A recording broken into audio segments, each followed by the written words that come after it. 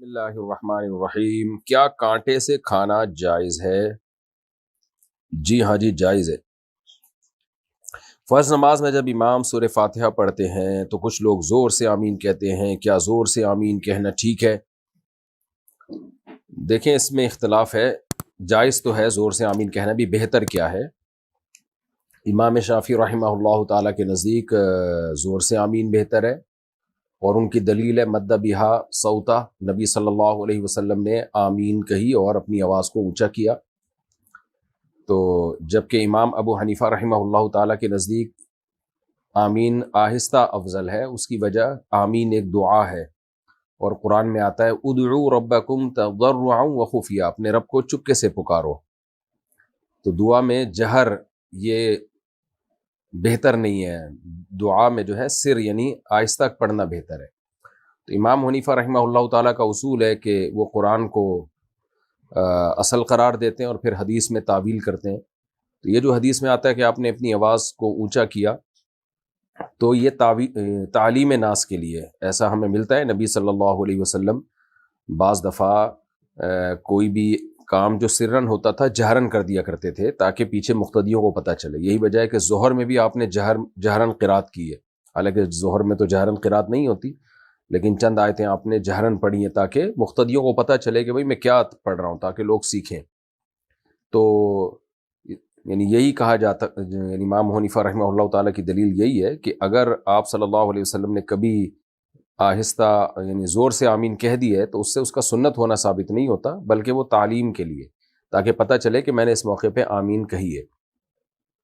باقی یہ کہ اختلافی مسئلہ ہے، ان چھوٹے چھوٹے مسائل میں اتنا لڑنا نہیں چاہیے۔ بہرحال ہمارے نزدیک بہتر یہی ہے کہ آمین آہستہ آواز سے کی جائے۔ کوئی اگر زور سے کہے گا تو یہ بھی ناجائز نہیں ہے۔ کیا چاش کی نماز ظہر کی نماز میں پڑھ سکتے ہیں؟ چاش کا وقت ظہر کا وقت شروع ہوتے ہی ختم ہو جاتا ہے، تو وہ اگر آپ اس وقت میں پڑھتے ہیں تو ایک نارملی ایک عام نوافل کی طرح وہ نوافل ہوں گے، وہ ظہر کے وہ یعنی چاش کی نماز نہیں کہلائے گی۔ پھر وہ بنگلہ دیش سے کسی نے پوچھا ہے، ہمارے گھر کچھ عورتیں آتی ہیں جو دوسروں کے گھر جا کر تبلیغ کرنے کا کہتی ہیں اور پیسے بھی مانگتی ہیں، جب میں منع کرتی ہوں تو غصہ کرتی ہیں، اس بارے میں کچھ وضاحت فرما دیں۔ یہ کیسی تبلیغ ہے بھئی؟ آتی ہیں پیسے بھی مانگتی ہیں، آپ منع کر دیں، ایسا نہ ہو کوئی گڑبڑ ہو رہی ہو تو ان کو سختی سے منع کریں۔ یہ کیا دھندا لگایا ہوا ہے؟ تو بنگلہ دیش میں تبلیغ والے کام کرتے ہیں تو وہ تو فری میں ہوتی ہے ساری تبلیغ، اپنا خرچہ، اپنی جان، اپنا مال، اپنا وقت ہوتا ہے۔ تو یہ خاتون مجھے تھوڑا سا گڑبڑ لگ رہی ہیں یہ خواتین۔ عبد القدیر بلند شہر سے، کیا داڑھی رکھنے سے مردانہ قوت بڑھتی ہے؟ اگر میں کہہ دوں ہاں بڑھتی ہے تو عبد القدیر بھائی کیا آپ رکھ لیں گے داڑھی؟ اگر میں کہہ دوں داڑھی رکھنے سے مردانہ قوت بڑھتی ہے، آپ دیکھیں کل جو ہے آپ 1 کروڑ سے زیادہ نوجوان داڑھی رکھنے کا فیصلہ کر لیں گے۔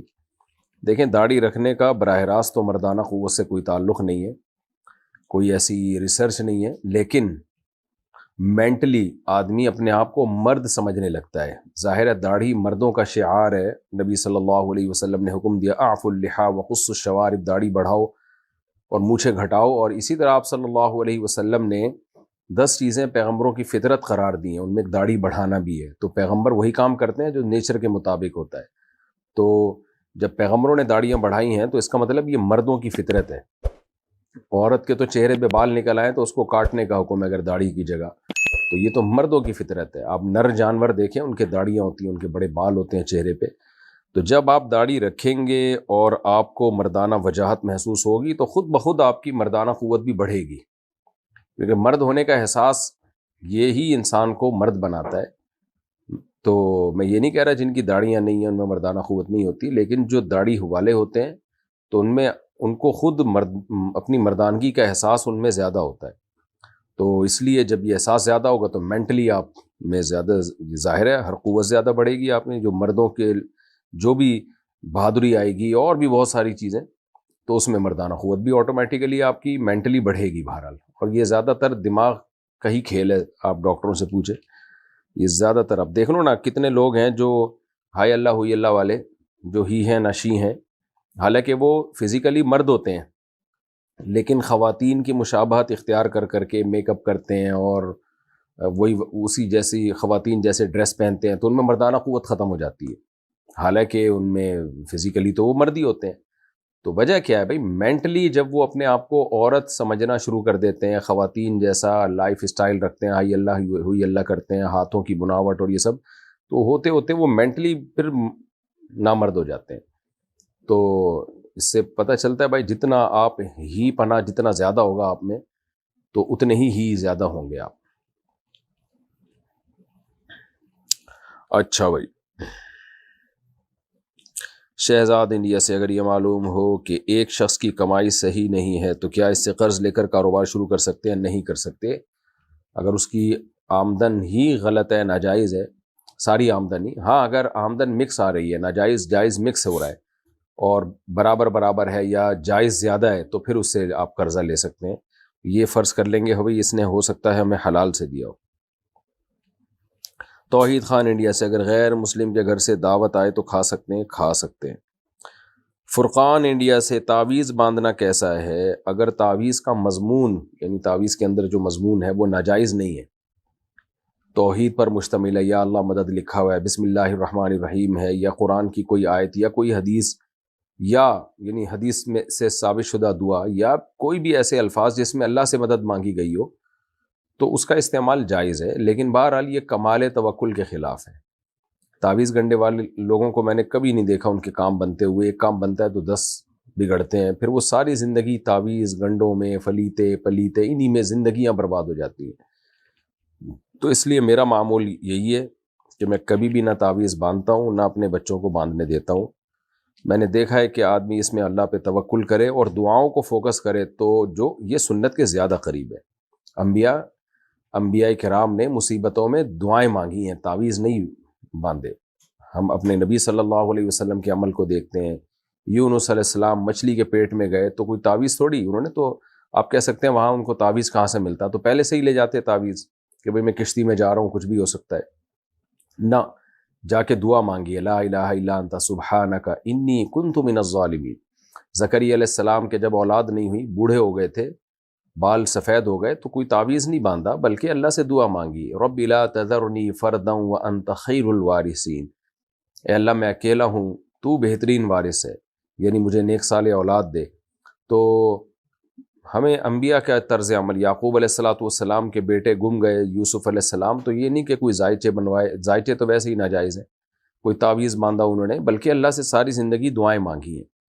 تو دعاؤں سے کام بنتے ہیں، دعاؤں کو زیادہ فوکس کرنا چاہیے، بلکہ فوکس ہی دعاؤں کو کرنا چاہیے، اسباب اختیار کریں کامیابی کے اور دعاؤں کو فوکس کریں۔ تعویذ گنڈے والے جو ہیں نا دعاؤں سے غافل ہوتے ہیں، ان کی کہ یہ بھی بڑا وبال ہے۔ یاسر بلال راول پنڈی سے، عقیقے کی دعوت پر رشتہ دار تحفے یا پیسے وغیرہ دیتے ہیں، کیا وہ تحفے یا پیسے لے لینے چاہیے؟ لے لینے چاہیے، فری پھوکٹ میں آ رہے ہیں دے لیں۔ لیکن ان چیزوں میں آج کل ایک رسم بن جاتی ہے نا، تو لوگ اس کو ضروری سمجھنا شروع کر دیتے ہیں۔ ایسا اگر کسی علاقے میں ہے تو پھر پہلے سے اعلان کر دینا چاہیے، جب بھی آپ کارڈ بنوائیں یا دعوت دیں، بھائی یہ سب فری پھوکٹ کا ہے، پھوکٹ نہ کہیں آپ ان کو، خالی فری کا ہے۔ تو پھوکٹ کا مطلب پھر کچھ اور ہوگا، وہ جو ہے نا پھوکٹ کا مطلب تو یہ ہوتا ہے بالکل ہی پھوکٹ ہے، تو وہ ایسا نہ ہو کھانا پیک کر کے گھر میں لے جانا بھی شروع کر دیں۔ تو ان کو بتا دیں بھائی کوئی ہدیہ وغیرہ نہ لے کر آئیں، اگر خاندان میں آپ کی یہ رسم ہے، اور رسم کا مطلب ایسے پتہ چلے گا کہ کسی کو فری میں اس دعوت پہ جاتے ہوئے ذلت محسوس ہو۔ بعض دفعہ یہ ہوتا ہے کہ دوست کی دعوت پہ جا رہا ہوں، گفٹ نہیں لے کر گیا تو وہ کیا سوچے گا، عقیقے کی دعوت پہ جا رہا ہوں، گفٹ نہیں لے کر گیا تو وہ کیا سوچے گا، تو اس ذلت کو مٹانے کے لیے گفٹ شروع ہو جاتا ہے۔ تو یہ گفٹ گیری ہے کہ ہم نے گفٹ دینا ہے، تو پھر ہمارے بچے کا جب عقیقہ ہوگا تو وہ بھی گفٹ لے کر آئیں گے، پھر کمپیئر کیا جا رہا ہوتا ہے، اس نے کم گفٹ دیا، ہم نے زیادہ گفٹ دیا۔ تو اگر کسی خاندان میں ایسی رسم ہے تو پھر یہ ناجائز ہے، اور یہ سود کے حکم میں ہے کہ ہم نے اتنا دیا تو وہ ہم کو زیادہ دے گا، یعنی ہم نے اس کو فار ایگزامپل 10,000 20,000 30,000 50,000 دیے تو اب وہ 60,000 دے گا، یہ چل رہا ہوتا ہے۔ تو اگر ایسا کوئی مسئلہ نہیں ہے، خوش دلی کے ساتھ لوگ گفٹ دے رہے ہوتے ہیں، کوئی مجبور نہیں ہوتے، تو ٹھیک ہے، اور اگر ایسا نہیں ہے تو پھر یہ ختم کر دینا چاہیے، گفٹ گیری ہے یہ ختم کر دینی چاہیے۔ مائرہ صاحبہ نے پوچھا میں نے ایک استخارہ کیا تھا کہ میرا خاتمہ ایمان پر ہوگا یا نہیں. پہلی دفعہ اس میں نہ آیا، دوسری دفعہ ہاں آیا. کیا یہ استخارہ ٹھیک ہوگا یا نہیں؟ اور اس طرح کے استخارے کرنا جائز ہے یا نہیں؟ اس طرح کے استخارے عبث فضول حرکت ہے، ٹائم ویسٹنگ ہے، کیونکہ استخارے میں ہاں یا نہ آتا ہی نہیں ہے، یا ہماری اپنی بنائی ہوئی چیز ہے. نہ ہاں آتا ہے نہ آتا ہے. بار بار میں اس پہ وضاحت کر چکا ہوں کہ استخارہ ایک دعا ہے، اللہ سے مشورہ نہیں ہے. اللہ سے کبھی مشورہ نہیں لیا جاتا، اللہ تو آرڈر دیتا ہے. تو استخارہ تو ایک دعا ہے، اللہ یہ کام تیرے علم میں میرے لیے بہتر ہے تو مقدر کر دے، بہتر نہیں ہے تو ہٹا دے اس کو. تو یہ جو آپ نے استخارہ کیا ہے فضول کام ہے، اس کے نہ ہاں کا کوئی اعتبار ہے نہ کا کوئی اعتبار ہے. ایمان کی حفاظت کے لیے بس آپ اللہ سے دعا مانگا کریں، برائیوں سے بچیں، نیک اعمال کریں، اور ربنا لا تزغ قلوبنا بعد اذ ہدیتنا وہب لنا من لدنک رحمہ انک انت الوہاب. یہ دعا کثرت سے پڑھا کریں آپ کہ اللہ میرا، اس کا حاصل یہی ہے اس دعا کا کہ اللہ میرا خاتمہ ایمان پہ اور اعمال صالحہ پہ کرنا. عمران خان انڈیا سے، عمران خان تو جیل میں، اچھا سوری یہ دوسرے عمران خان میں. اگر نماز کے دوران ہنسی آ جائے تو کیا وضو ٹوٹ جاتا ہے؟ میں پہلی دفعہ تو ڈر گیا تھا. عمران خان انڈیا پہنچا دیا گیا عمران خان. خیر، اگر نماز کے دوران ہنسی آ جائے تو کیا وضو ٹوٹ جاتا ہے؟ جی ہاں، احناف کے نزدیک جب نماز میں قہقہ لگا کے ہنسی آ جائے تو وضو ٹوٹ جاتا ہے. تو اس بارے میں ایک حدیث ہے، اس کی سند پہ اگرچہ کلام ہے، لیکن امام ابو حنیفہ رحمہ اللہ تعالیٰ کا اصول ہے کہ اگر ضعیف حدیث بھی قیاس کے مخالف ہوگی تو ضعیف حدیث کو ترجیح دی جائے گی، بشرطے کہ وہ اس میں ضعف زیادہ شدید نہ ہو. اور عین ممکن ہے امام ابو حنیفہ تک جس سند سے یہ حدیث پہنچی ہو وہ سند ٹھیک بھی ہو. یہ اس کا بھی بہت امکان ہوتا ہے کہ ہم تک جس سند سے پہنچی وہ سند ٹھیک نہ ہو، مجتہد تک جس سند سے پہنچی وہ سند ٹھیک ہو. بہرحال امام ابو حنیفہ اور صاحبین کے نزدیک، اور فتویٰ بھی فقہ حنفی میں اسی پر ہے، کہ اگر آپ نماز کے دوران کھلکھلا کے ہنس پڑتے ہیں تو آپ کا وضو ٹوٹ جاتا ہے. اور اس کی دلیل وہ حدیث ہے جس میں ایک صحابی کو ہنسی آئی تھی تو آپ صلی اللہ علیہ وسلم نے ان کو وضو بھی لوٹانے کا حکم دیا تھا نماز کے ساتھ ساتھ. صہیب صاحب کراچی سے، ارحم نام رکھنا کیسا ہے؟ ٹھیک ہے، جائز ہے جی. صابر علی انڈیا سے، میرے والد نے کہا ہے کہ میرے مرنے کے بعد اپنے انکل کو میری قبر پہ مٹی ڈالنے دینا، تو کیا مجھے ان کو مٹی ڈالنے دینے سے منع کرنا ہوگا؟ اچھا، مٹی مت ڈالنے دینا.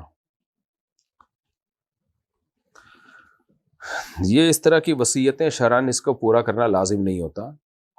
تو اگر آپ کے یعنی انکل کو کہا ہے اور انہوں نے واقعی آپ کے والد کو بہت زیادہ ظلم کیا، بہت ستایا، تو آپ ان کو کہہ دیے گا کہ بھئی میرے والد نے منع کیا تھا، تاکہ انکل کو تھوڑی تنبیہ ہو.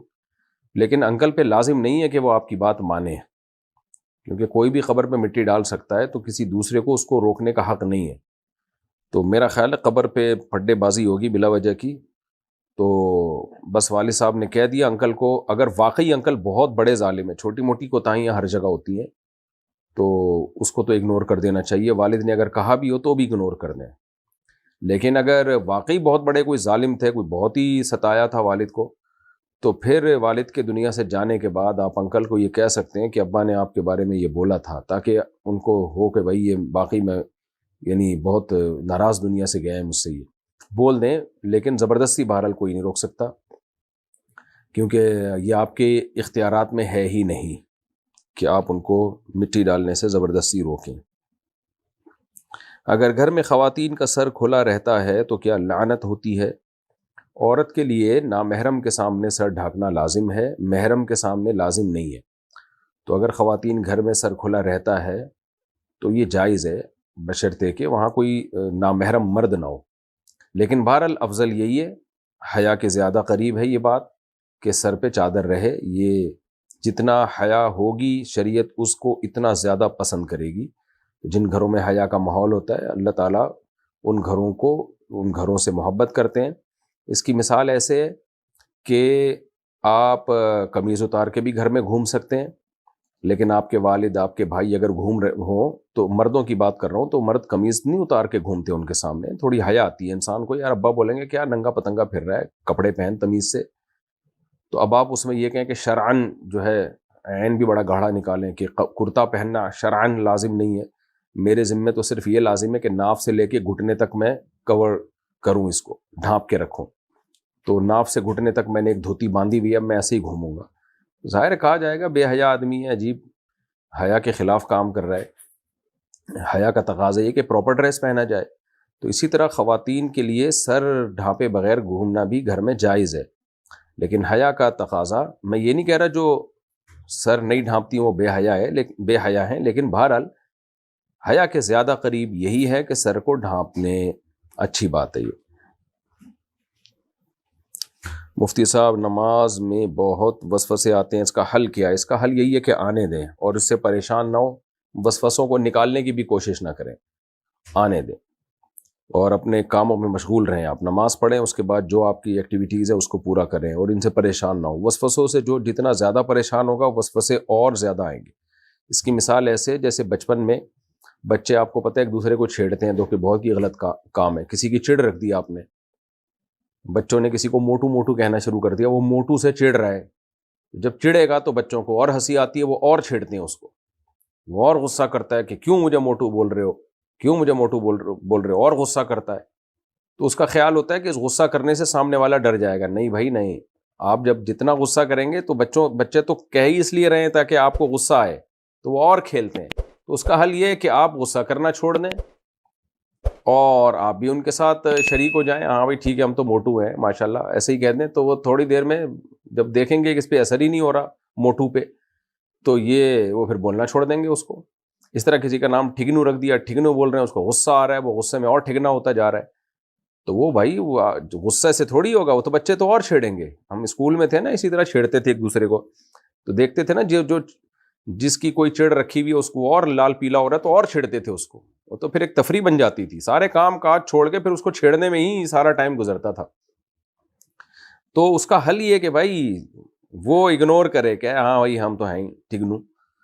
تو اس سے امید ہے تھوڑا لمبا ہو جائے گا وہ، لیکن اگر چھیڑتے رہے تو اور یہ غصہ ہوتا رہا تو وہ اور ٹھگنا ہو جائے گا اور یہ اس کو اور چھیڑیں گے. تو شیطان وسوسے دل میں ڈالتا ہے، آپ وسوسے سے پریشان ہو گئے تو شیطان اور ڈالے گا. پریشان نہیں ہوگے، بولے آنے دے بھائی، آنے دو، اس سے کچھ نہیں ہوتا.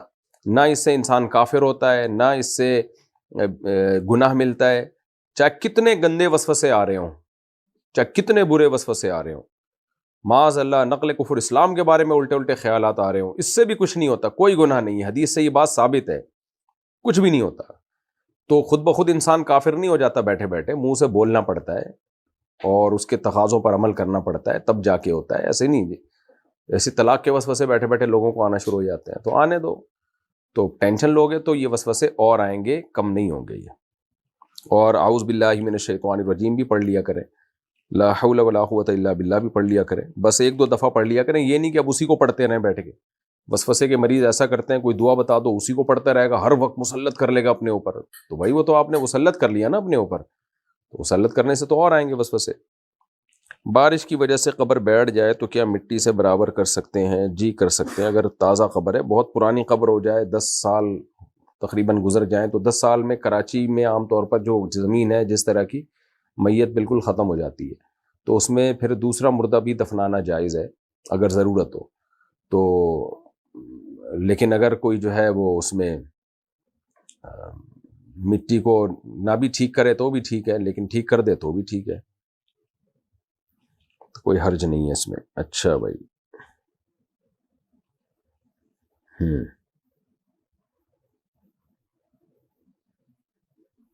وضو کرنے کا صحیح طریقہ کیا ہے؟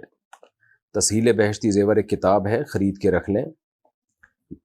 تو اب وضو کرنے کا طریقہ میں پورا بتاؤں گا تو ٹائم لگ جائے گا. بسم اللہ الرحمن الرحیم پڑھا آپ نے، ہاتھ دھوئے، 3 دفعہ آپ نے قلی کی، غرارہ بھی کیا. اگر روزہ ہو تو غرارہ نہ کریں، 3 دفعہ ناک میں پانی ڈالا. اور اگر لوٹے وغیرہ سے وضو کر رہے ہیں تو ایسے چلو میں پانی لیا اور ایسے کر کے 3 دفعہ منہ دھو لیا. نلکے سے ہے تو ایسے کر کے دھو لیا 3 دفعہ منہ. داڑھی کا، میری تو چھوٹی داڑھی ہے، میں پوری داڑھی بھگو لیتا ہوں. اگر گھنی داڑھی ہے تو بس داڑھی کا ایسے کر کے خلال کر لیں. اور پھر اس کے بعد ہاتھ سے یہاں شروع کریں کونی تک ہاتھ دھوئیں، یوں کر کے نہیں دھونا چاہیے، ہاتھ یوں کر کے دھونا چاہیے، کیونکہ قرآن میں فاغسلوا وجوہکم وایدیکم الی المرافق، ید کو مرفق تک پہنچانا ہے، یعنی قرآن سے اشارہ ملتا ہے کہ یہاں سے شروع کرنا ہے دھوتے ہوئے اور یہاں لے کے جانا ہے۔ لوگ یوں کر کے الٹا دھو رہے ہوتے ہیں، ہو تو جاتا ہے وضو تو یوں کر کے دھوئیں، تو ایسے بہتر ہے 3 دفعہ چلو لیں پانی میں، 3 دفعہ ایسے ہاتھ کو اچھی طرح مس لیں۔ لوگ پانی بہت استعمال کر رہے ہوتے ہیں، ہاتھ نہیں مسل رہے ہوتے، اس سے پانی ضائع ہوتا ہے، تو ایسے نلکا کھولا، یوں کھولا اور نلکا بند کیا اور دونوں ہاتھ ملا کے یوں کیا، یا ایک ہاتھ سے بھی یوں کریں، یوں ایسے، نہیں تو نلکے سے ایسے بھی کر لیں، ایک ہی دفعہ میں اچھی طرح دھل جاتا ہے، اور پھر لیفٹ ہاتھ دھویا، یہاں سے پانی ہوتا ہوا جائے گا، ادھر کو آئے گا، اس طرح اچھی طرح ہو گیا۔ اب سر کا مسا کیا، سر کے مسے میں جو یہ چل رہا ہوتا ہے، لوگوں سے انگلیاں بھی نہیں ٹوٹ رہی ہوتی، یوں کر کے کر رہے ہوتے ہیں، ایسا کچھ بھی نہیں ہے، بس پانی آپ نے گیلا پانی جو ہے ایسے لے گئے پورا سر، پگڑی میں نہیں، ایسے پورے سر پہ لے گئے، اور پھر دونوں روایتیں ہیں، بعض روایت میں آنا لانا بھی ہے، بعض میں صرف ایک دفعہ بھی ہے، دونوں طرح ٹھیک ہے، تو ایسے لے کے مسا کر لیا۔ راجح ہمارے نزدیک یہی ہے کہ بس ایک دفعہ اس طرح سے مسا کر لیا جائے، پیچھے لے گئے آپ، اور پھر اس کے بعد انگلیوں کا یہ اور کانوں کی لو ایسے مسا کر لی، سر کا مسا ہو گیا۔ پھر پاؤں میں بھی انگلیوں سے ایڑی کی طرف دھونا ہے، یعنی پانی جو ہوگا انگلیوں سے جائے گا ایڑی کی طرف، اور چھوٹی الٹے ہاتھ کی چھوٹی انگلی سے انگلیوں کا خلال بھی کر لیں، تو یہ ہو گیا جی آپ کا وضو۔ قبلے کے رخ میں شک ہو جائے تو کیا کرنا چاہیے؟ مسجد صحیح رخ پر نہیں بنی ہوئی، کیا اب صفیں گھما سکتے ہیں؟ اور مسجد کے قبلے کے صحیح رخ میں 2 صفوں کا فرق آتا ہے؟ 2 صفوں کا فرق آتا ہے کیا مطلب؟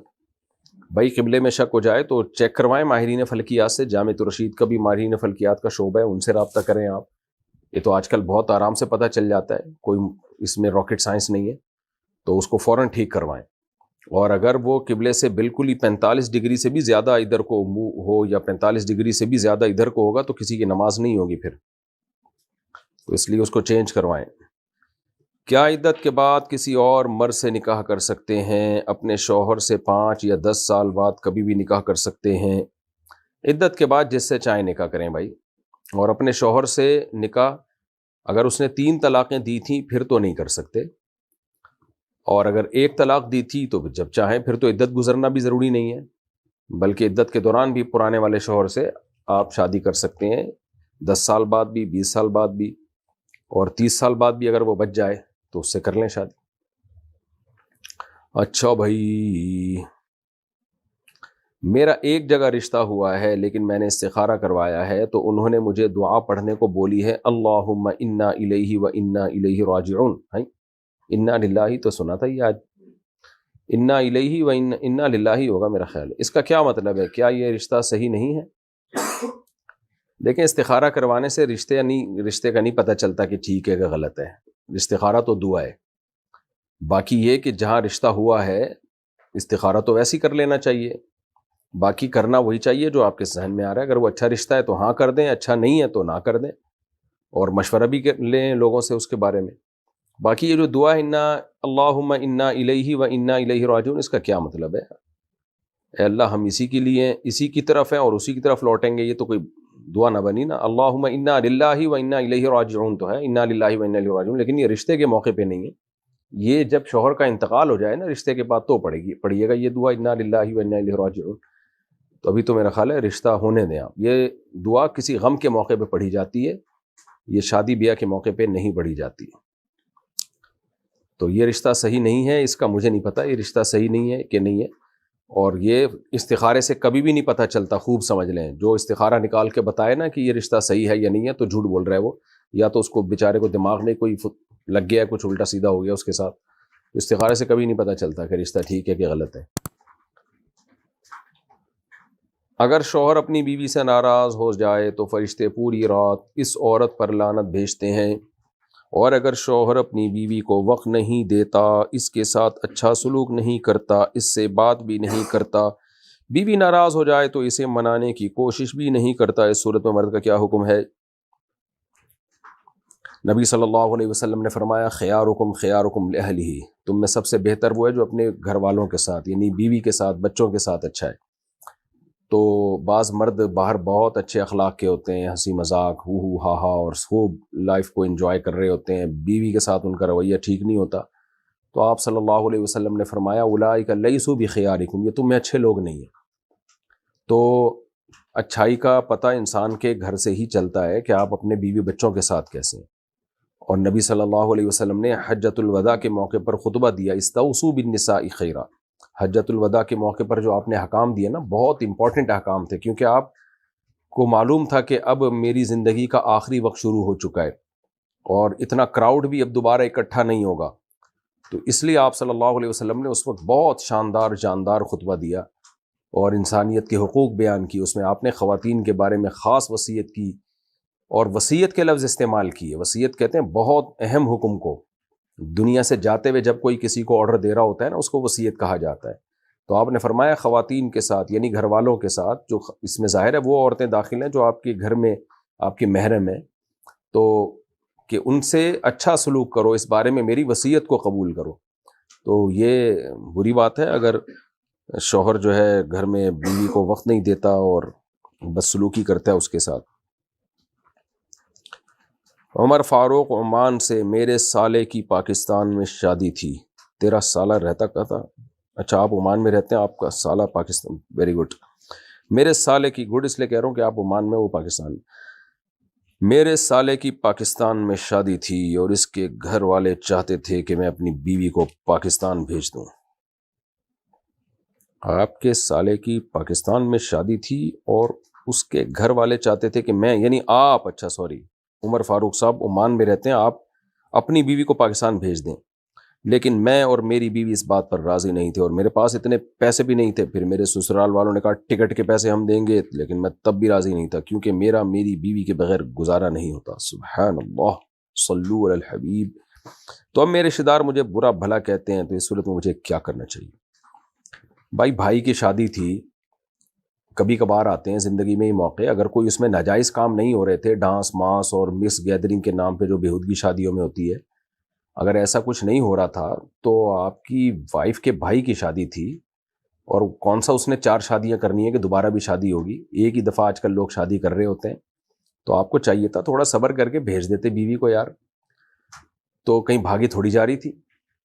نہیں ہوتا آپ سے صبر تو 2 دن کے لیے بھیج دیتے، اور ٹکٹ بھی فری میں مل رہا تھا آپ کو، یعنی سسرال والے آپ کے بھیج رہے تھے ٹکٹ بھی، تو بھیج دیتے جس دن رخصتی تھی اور ولیمے میں شرکت کر کے آ جاتی 2 دن کے بعد. تو اتنا کون سا آپ کو عشق معاشقہ ہو گیا جو چند سیکنڈ بھی بیگم کے بغیر آپ کا گزارا نہیں ہو رہا تھا؟ بہرحال بات بہت اچھی ہے کہ آپ کا بیگم کے بغیر گزارا نہیں ہے، لیکن گزارا کرنا پڑتا ہے رشتہ داری جوڑنے کے لیے. تو میرا تو یہی خیال ہے کہ آپ نے ٹھیک کام نہیں کیا. ہاں اگر اس میں کوئی گناہ تھے، ناجائز امور تھے، آپ کا خیال تھا، بے پردگی کیا ایک طوفان بدتمیزی ہوتا ہے آج کل شادیوں میں، ایسا کوئی خطرہ تھا تو الگ بات ہے.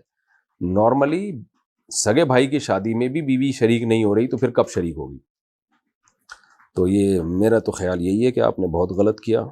رشتہ دار مجھے برا بھلا کہہ رہے ہیں، بالکل ٹھیک کہہ رہے ہیں، بالکل مناسب کر رہے ہیں وہ. اس صورت میں مجھے کیا کرنا چاہیے؟ اس صورت میں آپ کو چاہیے کہ آپ برداشت کریں اور معافی مانگ لیں کہ بھائی میری غلطی ہے، مجھے بھیجنا چاہیے تھا، میں نے نہیں بھیجا، میں معذرت چاہتا ہوں، یہ کہہ دیا. وسیم صاحب سہارنپور انڈیا سے، کیا قضائے عمری میں تحیۃ الوضو اور تحیۃ المسجد کی نیت کر سکتے ہیں؟ جی کر سکتے ہیں. شیخ عمر فاروق انڈیا سے، امام کے پیچھے قصر نماز کیسے پڑھیں؟ امام اگر پوری نماز پڑھے گا تو مقتدی پھر قصر پڑھ نہیں سکتے، وہ پوری امام والی ہی نماز پڑھنی پڑے گی ان کو. کیا اسلام میں غیر مذہب کے لوگوں کی پوجا اور عبادت میں استعمال ہونے والی چیزوں کا کاروبار کرنا جائز ہے؟ نہیں، جائز نہیں ہے. ان کے بت بنا کے بیچنا اور جو بھی ان کے عبادت میں جو چیزیں استعمال ہوتی ہیں اس کی خرید و فروخت مسلمان کے لیے جائز نہیں ہے. محمد اسلم انصاری بحرین سے، کیا ظہر کی 4 رکعت سنت مؤکدہ 2 رکعت پڑھ سکتے ہیں؟ بحرین کے عربی 2 رکعت پڑھتے ہیں، اور کیا سنت غیر مؤکدہ 4 رکعت کے بدلے 2 رکعت پڑھ سکتے ہیں؟ سنت غیر مؤکدہ تو 4 کے بدلے 2 بھی پڑھ سکتے ہیں، آدھا ثواب ملے گا. لیکن سنت مؤکدہ میں 4 کے 2 نہیں پڑھ سکتے، اس میں 4 سنتیں ہی پڑھی جائیں گی جو کہ نبی صلی اللہ علیہ وسلم کا معمول تھا. تو عربی لوگ پڑھ رہے ہیں 2 رکعتیں. ہاں اگر وقت نہیں ہے 4 پڑھنے کا تو some thing is better than nothing, تو پھر بجائے پوری چھوڑنے کے 2 رکعت پڑھ لیں، لیکن پھر 4 سنتوں کو بعد میں دوہرا دیں. طه انڈیا سے، کیا مسجد میں خشوع و خضوع کے ساتھ نماز پڑھنا صحیح ہے؟ کیونکہ جب میں مسجد میں خشوع و خضوع کے ساتھ نماز پڑھتا ہوں تو لوگ کہتے ہیں مسجد میں خشوع و خضوع کے ساتھ نماز پڑھنا دکھاوا ہے۔ اور کیا نبی کریم صلی اللہ علیہ وسلم فجر کی نماز جلدی پڑھا کرتے تھے؟ وضاحت کر دیجئے۔ مسجد میں خشوع و خضوع کے ساتھ نماز پڑھنا دکھاوا ہے، ایسا کچھ بھی نہیں ہے۔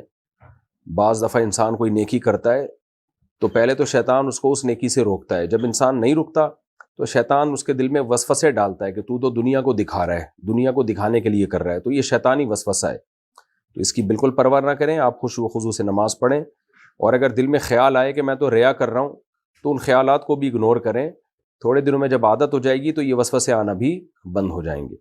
باقی یہ کہ نبی صلی اللہ علیہ وسلم فجر کی نماز جلدی پڑھا کرتے تھے، دونوں طرح کی حدیثیں، اسفروا بالصبح فإنہ اعظم للأجر، شرح معانی الآثار میں حدیث ہے، اور ترمذی میں بھی ہے غالباً کہ فجر کو روشن کر کے پڑھو، اس میں اجر زیادہ ہے۔ لیکن دوسری طرف حدیث میں یہ بھی آتا ہے کہ نبی صلی اللہ علیہ وسلم غلس میں یعنی اندھیرے میں فجر کی نماز پڑھا کرتے تھے، اور کننا متلفعات بمروطہن، صحابیات کہتی ہیں ہم نماز میں شریک ہوتے تھے، چادروں سے ہم لپٹی بھی ہوتی تھیں، لا یعرفن من الغلس، اتنا اندھیرا ہوتا تھا کہ کوئی ہمیں پہچانتا نہیں تھا، تو یہ بھی ثابت ہے۔ تو راجح بات یہی ہے کہ اگر کوئی رات کو تہجد میں اٹھا ہوا ہو، یا کوئی قوم ایسی ہو جو تہجد میں رات کو اٹھتی ہو، جیسے صحابہ کرام میں تو میجورٹی رات کو تہجد پڑھتی تھی، تو ان کے لیے تو اول وقت میں ہی فجر پڑھنا افضل ہے۔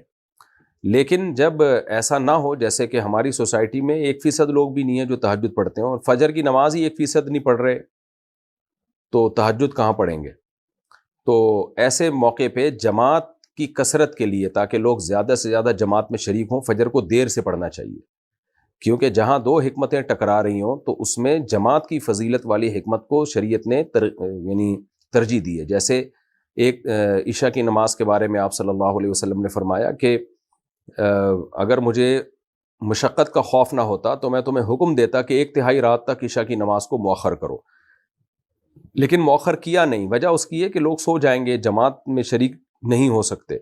تو اسی طرح فجر کو اگر جماعت میں اول وقت میں آج کل ہم پڑھنا شروع کر دیں تو لوگوں کے لیے پہلے ہی اٹھنا بہت مشکل ہے، اور لوگ جماعتوں سے نکلیں گے، یعنی جماعت نہیں ملے گی۔ تو اس لیے احناف کا قول بہرحال یہی ہے کہ جماعت سے جب فجر پڑھنی ہو محلے میں تو لیٹ یعنی روشنی میں شروع کی جائے وہ نماز، تاکہ زیادہ سے زیادہ لوگ جماعت کی نماز میں شریک ہو سکیں، یعنی لوگوں کو سہولت دینی چاہیے، لوگوں پہ مشکلات نہیں کھڑی کرنی چاہیے۔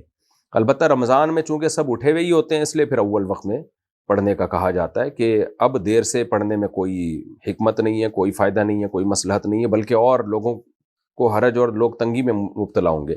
تو ایسی کنڈیشن میں پھر فجر کو اول وقت میں پڑھا جائے گا، لیکن نارملی جب جماعت مسجد میں قائم کی جائے تو فجر کو تاخیر سے پڑھنا چاہیے، لیکن اتنی تاخیر نہ ہو کہ سورج نکل جائے، اتنی تاخیر ہو کہ جب جماعت کی نماز ختم ہو تو اتنا ٹائم باقی ہو کہ اگر کسی کی کسی وجہ سے نماز نہیں ہوئی ہے تو وہ وضو کر کے نماز کو لوٹا سکے، یعنی 10 سے 15 منٹ کا وقف، یعنی جب آپ سلام پھیرے نا فجر کا تو 15 منٹ یا 10 منٹ کم از کم باقی رہنے چاہیے سورج نکلنے میں۔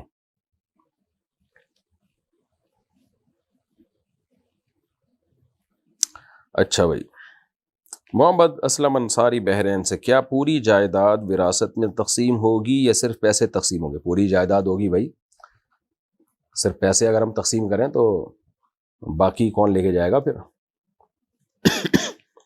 الیاس کوہاٹ سے، مفتی صاحب میں جہاں جاب کرتا ہوں وہاں سب لوگ با جماعت نماز پڑھتے ہیں، لیکن کبھی کبھی دو نمازیں ایک ساتھ پڑھ لیتے ہیں، کیا ان کے پیچھے نماز پڑھنا صحیح ہوگا؟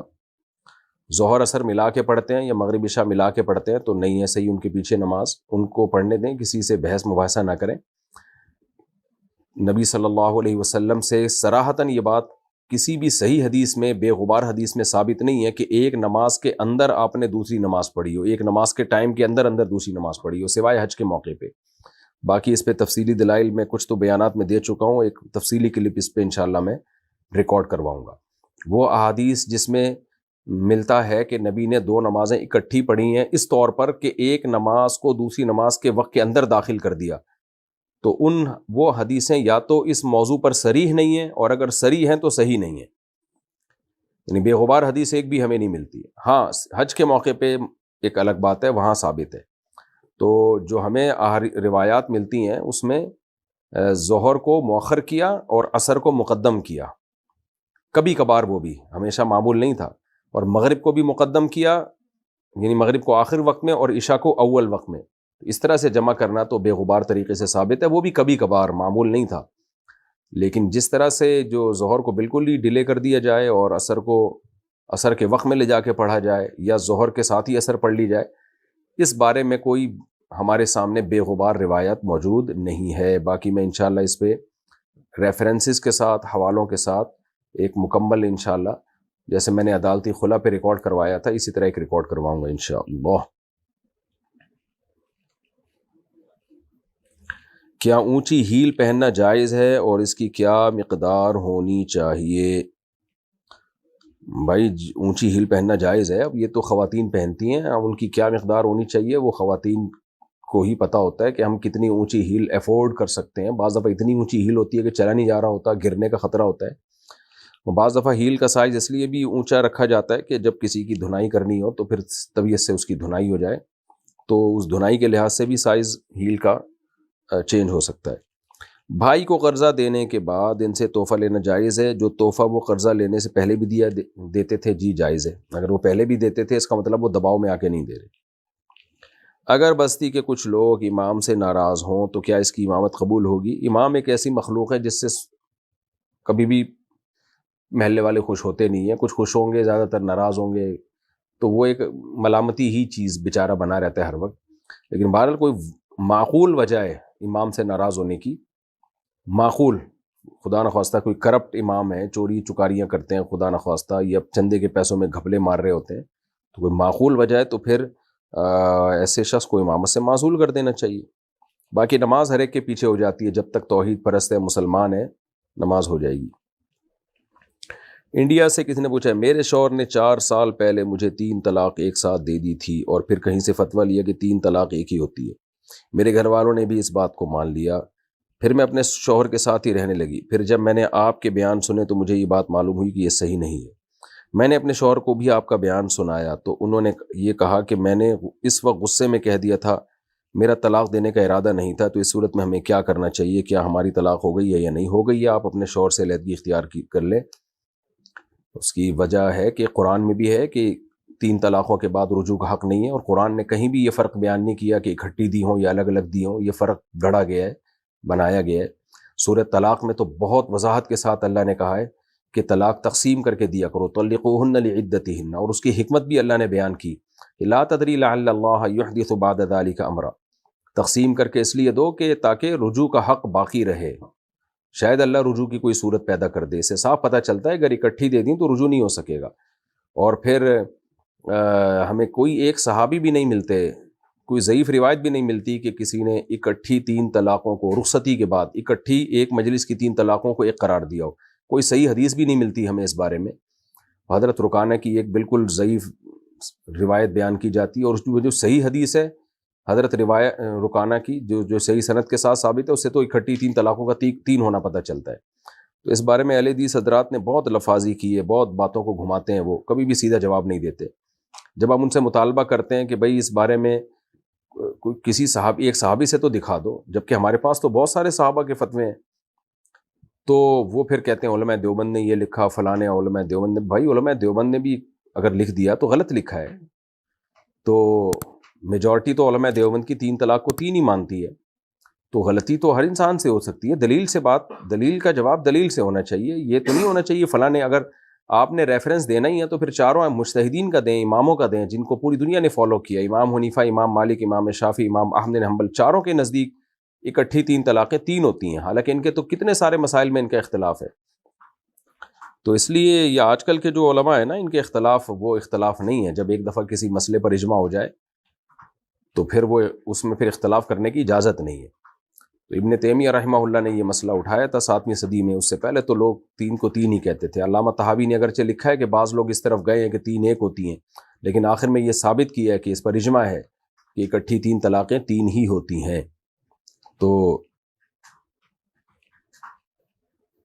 اس سے پتہ چلتا ہے کہ امام طحاوی کے دور میں ہو سکتا ہے کچھ لوگوں نے، جو شیعہ وغیرہ تو یہی کہتے ہیں کہ بعض کہتے ہیں کہ 3 ایک بھی نہیں ہوتی۔ تو اہل سنت والجماعت جو قرآن و سنت کو حجت مانتے ہیں، ان کے نزدیک اکٹھی 3 طلاقیں 3 ہی ہوتی ہیں۔ محمد ایوب خان حیدرآباد سے، اب لوگ جو فتویٰ لے لیتے ہیں اہل حدیث سے، پھر ساری زندگی ان کا ضمیر بھی ان کو ملامت کرتا ہے کہ یار ہم نے کام الٹا ہی کیا ہے کہ فتویٰ دے کے رکھا ہوا ہے ہم نے، حالانکہ زبان سے ہوش و حواس میں 3 طلاقیں انہوں نے نکالی ہوتی ہیں۔ تو میں ان سے کہتا ہوں جب آپ طلاق نکال رہے تھے، کیا اس وقت آپ کے ذہن میں نہیں تھا کہ یہ قصہ ہمیشہ کے لیے ختم ہو رہا ہے؟ تو فتوے تو مارکیٹ میں ہر طرح کے مل جائیں گے آپ کو، آپ غامدی صاحب سے فتویٰ لیں تو وہ تو بالکل ہی آؤٹ قسم کا فتویٰ ملے گا آپ کو۔ تو ہر طرح کے فتوے مارکیٹ میں اویلیبل ہیں۔ کیا رجسٹری قبضے کے حکم میں مانی جائے گی یا نہیں؟ نہیں، آپ کوئی مکان یا پلاٹ جب کسی کے نام کر دیتے ہیں تو شریعت میں یہ قبضہ شمار نہیں ہوتا۔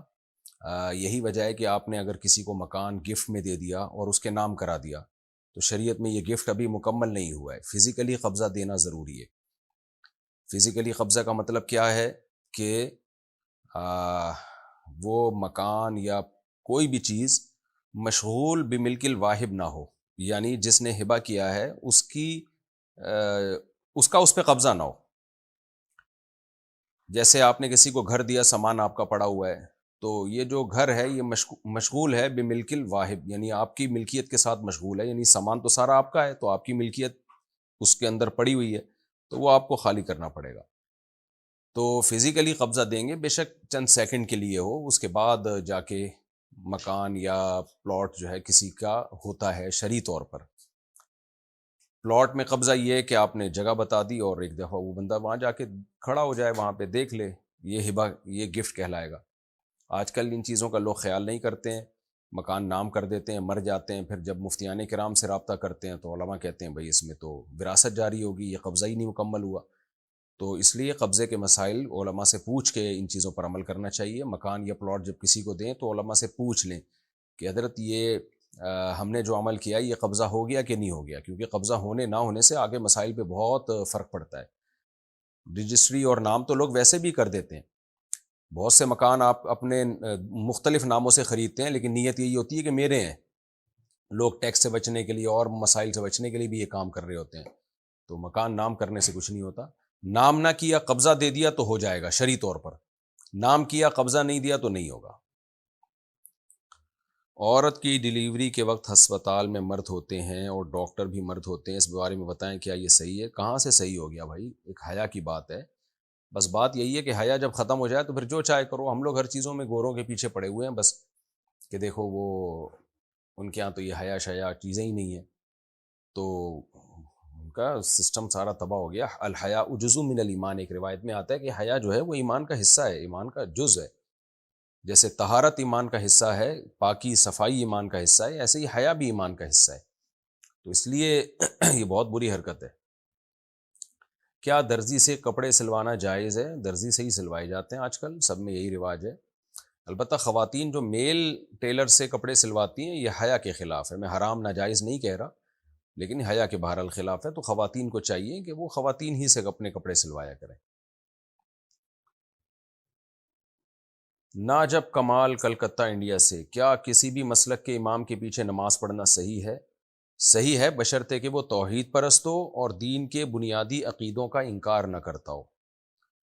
توحید پرست کا مطلب یا رسول اللہ مدد، یا علی مدد، یہ نعرے نہ لگاتا ہو، قبر پرست نہ ہو، قبروں سے دعائیں مانگنے کا قائل نہ ہو، نبی صلی اللہ علیہ وسلم کو ہر جگہ موجود، حاضر ناظر، مشکل کشا نہ سمجھتا ہو، یہ بنیادی عقیدے ہیں توحید۔ اسی طرح ختم نبوت کا منکر نہ ہو۔ تو یہ اگر بنیادی عقیدے اس کے درست ہیں تو پھر کسی کے پیچھے بھی نماز ہو جاتی ہے۔ البتہ اپنی مرضی سے امام جو ہے فاسق آدمی کو نہیں بنانا چاہیے، نیک لوگوں کو امام بنانا چاہیے۔ لیکن بہرحال کوئی بھی امام ہو اور عقیدہ اس کا بیسک بنیادی عقیدے جو اسلام کے ہیں وہ درست ہو تو اس کے پیچھے نماز ہو جاتی ہے۔ اگر کسی لڑکی کو زندگی بھر شادی نہ کرنی ہو اور اس کے گھر والے زبردستی اس کا رشتہ طے کر دیں تو اس صورت میں کیا کریں؟ اس کو چاہیے شادی کر لے۔ وہ یہ لڑکیاں اس طرح کے بے وقوفی کرتی ہیں کہ ہم نے شادی نہیں کرنی اور عمریں نکال رہی ہوتی ہیں، بعد میں ڈپریشن میں جا کے پورے خاندان کو ٹینشن دیتی ہیں، پریشان کرتی ہیں۔ تو یہ حماقت ہوتی ہے، اس لیے ماں باپ کو فکر ہوتی ہے، پھر وہ زبردستی شادی کرتے ہیں۔ اسلام میں زبردستی شادی جائز نہیں ہے، لیکن اس کا مطلب کیا ہے؟ اس کا مطلب یہ ہے کہ لڑکی کہیں اور کرنا چاہ رہی ہے، آپ زبردستی کسی اور سے کرا دیں اس کی، تو یہ مطلب ہے زبردستی جائز نہیں ہے۔ لیکن وہ کر ہی نہیں رہی کہ میں نے کرنی ہی نہیں ہے یا 10 سال بعد کرنی ہے، تو ماں باپ کو تو پتہ ہے کہ کل کیا ہوگا، اس کا بیڑا غرق ہو جائے گا اس کا۔ تو یہاں پھر ایسا نہیں ہے، یہاں پھر ماں باپ کو چاہیے کہ اس کو فورس کریں، اس کو سمجھائیں۔ زبردستی کا مطلب یہ نہیں کہ گن پوائنٹ پہ کرائیں اس کی شادی، لیکن اس کو سمجھائیں، اس کو فورس کریں۔ فورس کا مطلب ذہنی طور پر اس کو فورس کریں کہ بھئی آپ نے کرنی ہے یہ، کیونکہ یہ اگر نہیں ہوتا تو کل مسائل انہی کے لیے، ماں باپ کے لیے بھی بنے گی اور خاندان کے لیے بھی بنے گی، مسئلہ بنے گی، ڈپریشن میں جائے گی، اسٹریس میں جائے گی، اور پھر کہے گی کہ میری شادی کرا دو، کوئی رشتہ ہی نہیں آئے گا ڈھنگ کا۔ یہ بالکل ایسے ہی ہے جیسے بچہ کھانا ہی نہ کھا رہا ہو، 1 دن ہو گیا، 2 دن ہو گیا، تو گن پوائنٹ پہ کھانا کھلایا جائے گا نا اس کو، یا دوا نہ کھا رہا ہو تو، اور کہہ رہا ہو نہیں کھانا میں نے، تو اس کو، جیسے ڈپریشن کے مریض ہوتے ہیں نا، بعض دفعہ میڈیسن نہیں لیتے ہیں تو زبردستی کھلائی جاتی ہے ان کو، انجیکشن لگا دیتے ہیں ڈاکٹر زبردستی کہ بھائی تمہاری رائے پہ چلو گے، تمہاری ڈپریشن بڑھنے سے ٹینشن تو ہمیں ہوگی۔ تو بالکل جو ڈپریشن اور اسٹریس کے مریضوں کے ساتھ کیا جاتا ہے کہ ان کو زبردستی دوا پلائی جاتی ہے، کیونکہ آپ نے نہیں پلائی دوا، ان کی رائے پہ چھوڑ دیا، وہ تو کہہ رہے ہیں کہ ہم نے نہیں میڈیسن لینی، ہم نے نہیں ٹیکا لگوانا، ہم نے نہیں علاج کرنا، تو ان پہ چھوڑ دو آپ۔ تو کل جب ان کی ڈپریشن بڑھے گی تو وہ ان کی نہیں بڑھے گی، پورے خاندان کی ڈپریشن بڑھائیں گے، وہ سب پھر ایڈمٹ ہو جائیں گے ہاسپٹل میں تھوڑے دنوں میں جا کے۔ تو اس لیے جو چیزیں بالکل بدیہی ہوتی ہیں اس میں خاندان والے دباؤ ڈالتے ہیں، اور ان کو چاہیے کہ دباؤ ڈالیں وہ۔ تو جیسے علاج کروانا، اگر آپ کو کوئی بیماری ہے اور پتہ ہے سب کو کہ یہ علاج کرائے گا تو ٹھیک ہو جائے گا، اور آپ پھر بھی علاج نہ کرا رہے ہو، تو پھر زبردستی علاج کرایا جاتا ہے۔ تو کوئی لڑکی شادی نہیں کر رہی ہے، کرنی نہیں ہے، تو اس کا مطلب یہ بھی پاگل ہو گئی ہے، تو اس کا بھی زبردستی نکاح خاندان والے کرائیں گے کہ تم گھر جاؤ اپنا زندگی گزارو جیسے ساری دنیا گزارتی ہے، تم کوئی اکیلی مریخ سے پیدا ہوئی ہو جو بغیر نکاح کی زندگی گزارو گی۔ ہاں، غیر مسلموں میں یہ چیزیں نہیں ہیں، وہ ان کے یہاں بغیر شادی کے بھی زندگی گزارتے ہیں، لیکن ان کے یہاں تو بغیر شادی کے اس لیے پھر ان کے بوائے فرینڈ کے بڑے سیٹ اپ ہوتے ہیں ان کے یہاں، اور پھر وہ جو کچھ کر رہے ہوتے ہیں وہ پھر میں زیادہ ڈیٹیل میں نہیں جاتا، وہ سب کو پتہ ہی ہے کیا ہو رہا ہے، لیکن مسلمان خاندان میں ایسا نہیں ہو سکتا۔ تو ایک ٹائم ہوتا ہے، اس کے بعد پھر لڑکی کی شادی کرائی جاتی ہے، وہ اگر نہیں کرے تو اس کو بتایا جائے گا تمہارا باپ بھی کرے گا، باپ سے مراد یہ کہ وہ کرے گی۔ حیض کی حالت میں تلاوت قرآن جائز ہے یا نہیں؟ نہیں جی، ناپاکی کی حالت میں، جنابت اور حیض کی حالت میں قرآن کی تلاوت نہیں کر سکتے۔ محمد ثاقب صدیقی انڈیا سے، کیا پھپھیری بھانجی سے نکاح کرنا درست ہے؟ پھپھیری بھانجی کیا ہوتا ہے؟ میرا خیال ہے پھپھو کی بیٹی، ہاں اس سے نکاح کرنا درست ہے۔ جب پھپھو کی بیٹی سے نکاح جائز ہے تو بیٹی کی بیٹی سے بھی جائز ہے۔ اگر آذان صرف سن لی جائے، جواب نہ دیا جائے تو کیا یہ صحیح ہے؟ جائز ہے، لیکن سنت کے خلاف ہے، اذان کو غور سے سن کے اس کا جواب دینا چاہیے۔ اچھا بھائی، اویس کشمیر سے، کیا لڑکا اور لڑکی کا نام دیکھ کر شادی کرنی چاہیے؟ میری منگنی ہو گئی ہے، اب گھر والے کہتے ہیں لڑکی کا نام بدل دو، کیا یہ صحیح ہے؟ نا، لڑکا لڑکی کا نام دیکھ کے نہیں، شکل دیکھ کے اور اخلاق دیکھ کے شادی کرنی چاہیے، نام کچھ بھی ہو۔ نام اگر بد اخلاق خان ہو لیکن ہے اخلاق والا تو وہ اس آدمی سے اچھا ہے جو بد اخلاق ہو اور نام اخلاق خان رکھا ہوا اس نے۔ تو شکل دیکھیں اور اخلاق دیکھیں، نام دیکھنے کی ضرورت نہیں ہے۔ محمد عاشق، بلی کے جھوٹے پانی سے استنجا کرنا کیسا ہے؟ بلی اکثر لوٹے سے پانی پیتی ہے، اس کے کیا حکم ہے؟ بلی کا جھوٹا پاک ہوتا ہے، وضو بھی کر سکتے ہیں اس سے، تو استنجا کیوں نہیں کر سکتے؟ البتہ نہ کریں تو زیادہ بہتر ہے، پاک ہے، بہرحال حدیث سے ثابت ہے اس کا پاک ہونا۔ میرے بیٹے کا نام تیمور ہے، ایک حافظ بول رہے تھے تیمور نام رکھنا صحیح نہیں ہے، آپ اس کی وضاحت فرما دیں۔ صحیح ہے بھائی، ایسے تو آپ دیکھنا چاہو تو پتہ نہیں کتنی شخصیات اچھے نام کی بھی گزری ہیں، اور ناموں میں ایسی بھی گزری ہیں جنہوں نے پتہ نہیں کیا کیا کچھ دنیا میں کر کے گئے ہیں، ایسے تو کوئی نام دنیا میں بچا ہوا نہیں ہے، تو رکھ سکتے ہیں۔ وہ میں دیکھ لوں گا کسی فرصت کے ٹائم پہ انشاءاللہ کہ تیمور کا لغوی معنی کیا ہے، عربی لفظ نہیں ہے یہ۔ عظمیٰ صاحبہ انڈیا سے، والدین کا دل دکھانا بہت بڑا گناہ ہے، لیکن اگر والدین کی کسی بات سے ان کی اولاد خاص کر بیٹی کا دل دکھے تو اس صورت میں ان کے لیے کیا حکم ہے؟ صبر کا حکم ہے۔ والدین کے احسانات اتنے زیادہ ہیں کہ اگر وہ تھوڑی بہت تکلیف بھی دے دیں تو اس کو اگنور کر دینا چاہیے، کیونکہ اللہ نے حق بہت بڑا بنایا. اب اللہ کے بعد سب سے بڑا حق والدین ہی کا ہے، اللہ رسول کے بعد سب سے بڑا حق والدین ہی کا ہے. تو صبر کریں بھائی، ان کے احسانات تو دیکھو. مفتی صاحب میں ایک ہاؤس وائف ہوں، ماشاءاللہ ماشاءاللہ بہت ہی مصروف رہتی ہوں، کیا میں ہر نماز میں صرف فرض پڑھ سکتی ہوں؟ کیا یہ صحیح ہے؟ نہیں، صحیح نہیں ہے. سنت مؤکدہ آپ کو پڑھنی پڑے گی. اتنی مصروفیات کے نماز ہی کے لیے ٹائم نہیں نکل رہا، یہ ٹھیک نہیں ہے. سنت مؤکدہ، سنت کی دو قسمیں، غیر مؤکدہ جیسے عصر سے پہلے کی 4 سنت ہے یا عشاء سے پہلے کی سنت ہے، لیکن جو مؤکدہ سنتیں ہیں وہ نماز ہی کا حصہ ہیں. نماز کا حصے کا مطلب یہ نہیں کہ ان کو نہیں پڑھا تو فرض نہیں ہوگا، فرض تو ادا ہو جائے گا بہرحال، لیکن اس طور پہ نماز کا حصہ ہے کہ نبی صلی اللہ علیہ وسلم نے جب بھی فرض پڑھے ہیں ان کے ساتھ وہ سنتیں پڑھی ہیں، اور وہ سنتیں الگ سے نہیں پڑھی جاتی. اس سے پتہ چلتا ہے کہ وہ نماز ہی میں، اس لحاظ سے وہ نماز کا حصہ ہیں. مثال کے طور پر آپ نے فجر کی نماز اگر نہیں پڑھی، اللہ نہ کرے، تو اشراق پڑھنے سے اشراق ہو جائے گی. لیکن اگر فجر کی نماز آپ نے نہیں پڑھی تو فجر کی 2 سنتیں پڑھنے سے 2 سنتیں بھی نہیں ہوں گی، کیونکہ وہ تو فرض کے وجہ سے ہیں. ظہر کی 4 سنتیں آپ نے ظہر کے فرض پڑھے، 4 سنتیں نہیں پڑھی، تو پھر 4 سنتیں آپ نے ظہر کی 4 سنتیں پڑھی اور 4 فرض نہیں پڑھے، تو وہ 4 سنتیں بھی نہیں ہوں گی، کیونکہ وہ تو ظہر ہی کی تابع تھے، ظہر کی وجہ سے ہیں. تو پتہ چلتا ہے کہ یہ جو 4 سنت ظہر کی اور 2 سنت اور مغرب کی 2 سنت، یہ اسی کی وجہ سے ہیں جی، نماز کے ساتھ نبی نے ہمیشہ پڑھی ہیں.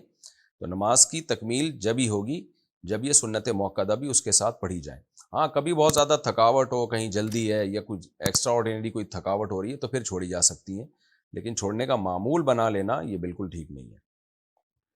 کیا وضو کیے بغیر قرآن کا ترجمہ پڑھ سکتے ہیں؟ کیا نل سے وضو کرتے وقت جو پانی ضائع ہوتا ہے اس کا حساب دینا ہوگا؟ جی، ترجمہ قرآن کا بغیر وضو پڑھ سکتے ہیں. جب تلاوت بغیر وضو کے کر سکتے ہیں تو ترجمہ کیوں نہیں پڑھ سکتے؟ البتہ قرآن مجید کو بغیر وضو کے ہاتھ لگانا جائز نہیں ہے. باقی نل سے وضو کرتے ہوئے جو پانی ضائع ہوتا ہے اس کا حساب دینا ہوگا. جی ہاں بالکل بھائی، نل سے بھی پانی ہی نکل رہا ہے نا، دھواں تو نہیں نکل رہا، تو وہ بھی پانی ہے، اور کوئی بھی نعمت اللہ کی جب آپ ضائع کریں گے تو اس کا حساب دینا ہوگا. لوگ کیا کرتے ہیں، نل کھول کے بیٹھ جاتے ہیں، اس کے بعد آستینیں چڑھا رہے ہوتے ہیں، یہ کوئی طریقہ تو نہیں ہے. فاضل صاحب نے پوچھا ہے مجھے چکن پاکس ہو گئی ہے، اس سے شفا پانے کے لیے کوئی دعا بتا دیجئے، اور کیا اس حالت میں نماز پڑھ سکتے ہیں؟ میں دعا کرتا ہوں اللہ تعالیٰ آپ کو شفائے کامل عاجل عطا فرمائے. اب دعا یہی ہے، یہی دعا آپ بھی پڑھ لیا کریں، اللہ مجھے شفا عطا فرما، اسأل اللہ العظیم رب العرش العظیم ان یشفیہ، آپ ان یشفینی یہ الفاظ پڑھا کریں، اسأل اللہ العظیم رب العرش العظیم ان یشفینی، یہ دعا پڑھا کریں. ورنہ اردو میں اللہ سے 2 رکعت پڑھ کے دعا مانگ لیں. باقی اس حالت میں نماز پڑھ سکتے ہیں، پڑھنا فرض ہے، ہر قیمت پہ نماز پڑھنا فرض ہے. میدان جنگ میں، جہاد میں نماز چھوڑنے کی اجازت نہیں، تو چکن پاکس میں کہاں سے اجازت ہوگی؟ البتہ یہ ضرور ہے چکن پاکس میں اور چہرے پہ اگر دانے ہیں اور ڈاکٹر نے وضو سے پانی لگانے سے منع کیا ہے، کیونکہ پانی سے میں نے سنا ہے کہ وہ دانے بہت خراب ہو جاتے ہیں. بہرحال پوری تحقیق تو آپ کو ڈاکٹر ہی بتائے گا، تو پھر ایسی صورت میں تیمم کی گنجائش ہے. موحد زید، اچھا بھائی، باقی زید مشرک ہیں کیا؟ خیر جی، موحد زید صاحب ہردوئی سے کہتے ہیں کیا میت کے بعد تیجا یا 40واں کرنا چاہیے یا نہیں؟ نہیں کرنا چاہیے، اس کی کوئی شرعی حیثیت نہیں ہے. اللہ کے رسول صلی اللہ علیہ وسلم نے ہمیں میت کے حکام جو بتائے ہیں اس میں تیجے 40واں کا کہیں تذکرہ نہیں ملتا. بس کسی کا انتقال ہو جائے، غسل کفن دے کے دفنائیں اور اس کے لیے دعا کریں، اور ساری زندگی دعا کرتے رہیں حسب توفیق، جب اللہ توفیق دے صدقہ خیرات کریں میت کی ایصال ثواب کے لیے. کیا تبرک کھا سکتے ہیں؟ یہ تبرک کھانے کا ہے کیا؟ تبرک کا کیا مقصد ہے آپ کا؟ تو خالی لفظ سے تو مجھے نہیں پتہ چل رہا کہ آپ کی کیا مراد ہے. تو آپ اپنے سوال کو ذرا واضح کریں کہ کیا کھانا چاہتے ہیں آپ، اس کے بعد میں آپ کو بتاؤں گا کہ کھا سکتے ہیں کہ نہیں کھا سکتے. بعض دفعہ کسی بزرگ کا جھوٹا کھا لیا جاتا ہے کہ برکت کے لیے، تو جائز ہے. باقی اعمال کو فوکس کرنا چاہیے، اصل میں برکت آتی ہے اعمال سے. جادو اور نظر سے بچنے کے لیے کیا سورہ بقرہ روزانہ پڑھ سکتے ہیں؟ جی بالکل، سورہ بقرہ رقیہ حدیث سے آتا ہے. رقیہ کہتے ہیں جو بھی شیاطین اور جنات سے حفاظت کے لیے. تو لیکن آپ ویسے قرآن کی روزانہ تلاوت کریں، پہلا پارہ دوسرا پارہ 30 دن میں قرآن ختم کر لیا کریں، کیونکہ روزانہ آپ سورہ بقرہ ہی پڑھیں گے تو باقی قرآن رہ جائے گا آپ کا. اور رقیہ کے لیے کبھی کبھار سورہ بقرہ پڑھ لی، لیکن کنٹینیوسلی آپ قرآن الحمد سے لے کے والناس تک ختم کیا کریں تاکہ پورا قرآن ختم ہو. اور کبھی کبھار سورہ بقرہ پڑھ لی. اور روز جو معمول جنات اور جادو سے بچنے کے لیے وہ سورہ فلق اور سورہ ناس، قل هو اللہ احد، سورہ فلق سورہ ناس، یہ 3 صورتیں رات کو پڑھیں اور اپنے اوپر دم کر لیا کریں، پھونک ماری اور پورے جسم پہ ہاتھ پھیر لیا. یہ زیادہ آسان پیکیج ہے. کن الفاظ سے طلاق ہو جاتی ہے تفصیل سے بتا دیں. دیکھیں طلاق کی 2 قسمیں ہیں. طلاق کا مطلب کیا ہوتا ہے؟ مرد اپنی بیوی کو اپنے نکاح سے ختم کرتا ہے، اپنی نکاح سے جدا کرتا ہے. تو اللہ نے مرد کو یہ رائٹ دیا ہے، یعنی اس کے پاس یہ طاقت اور قدرت ہے کہ جب عورت اس کے نکاح میں آئے گی تو وہ جب چاہے اس نکاح کو ختم کر سکتا ہے.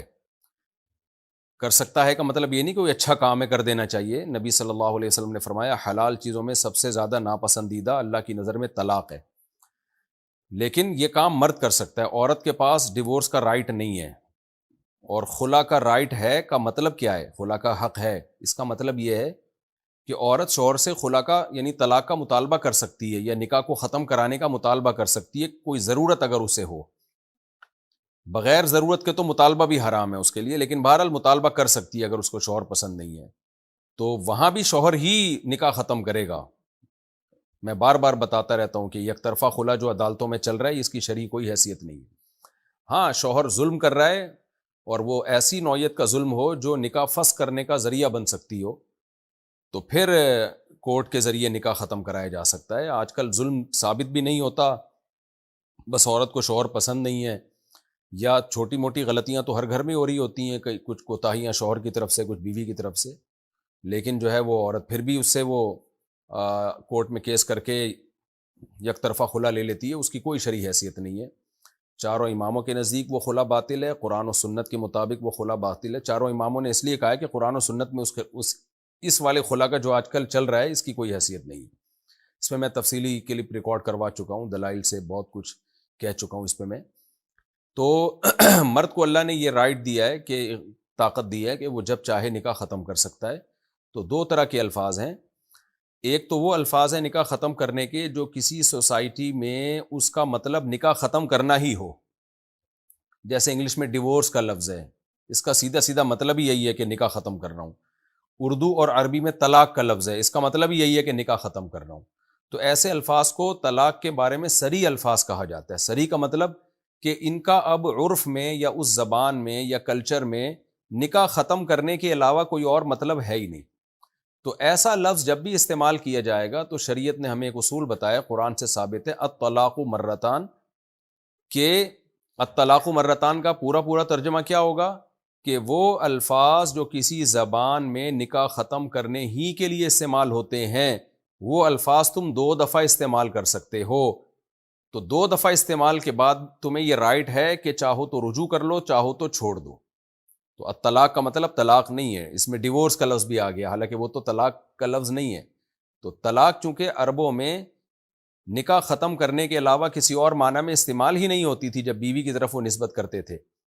تو یہاں الطلاق مرتان کا مطلب قرآن میں کیا ہوگا کہ اب میں اس کا وہ ترجمہ کر رہا ہوں جو اس کا اصل مفہوم ہے. الطلاق مرتان وہ لفظ جو کسی زبان میں نکاح ختم کرنے کے علاوہ کسی اور معنی میں یوز ہی نہیں ہوتا، وہ لفظ تم 2 دفعہ استعمال کر سکتے ہو.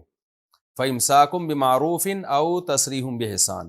تو 2 دفعہ استعمال کرنے کے بعد تمہیں یہ رائٹ ہے کہ تم رجوع بھی کر سکتے ہو اور چاہو تو چھوڑ بھی سکتے ہو.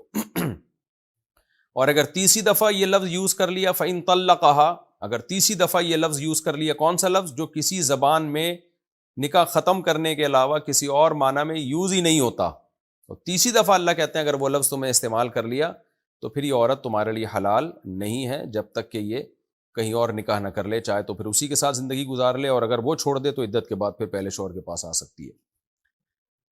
اس کو کہتے ہیں صریح طلاق. دوسری طلاق ہوتی ہے کنایا. کنایا کا مطلب ہوتا ہے کہ آپ کوئی ایسا لفظ بیوی کو اپنے نکاح سے دور کرنے کے لیے، نکاح ختم کرنے کے لیے آپ استعمال کرتے ہیں جس کے 2 مطلب نکلتے ہیں. ایک مطلب تو یہ نکلتا ہے کہ شاید آپ نکاح ختم کرنا چاہ رہے ہیں، دوسرا مطلب کچھ اور بھی نکل سکتا ہے اس کا.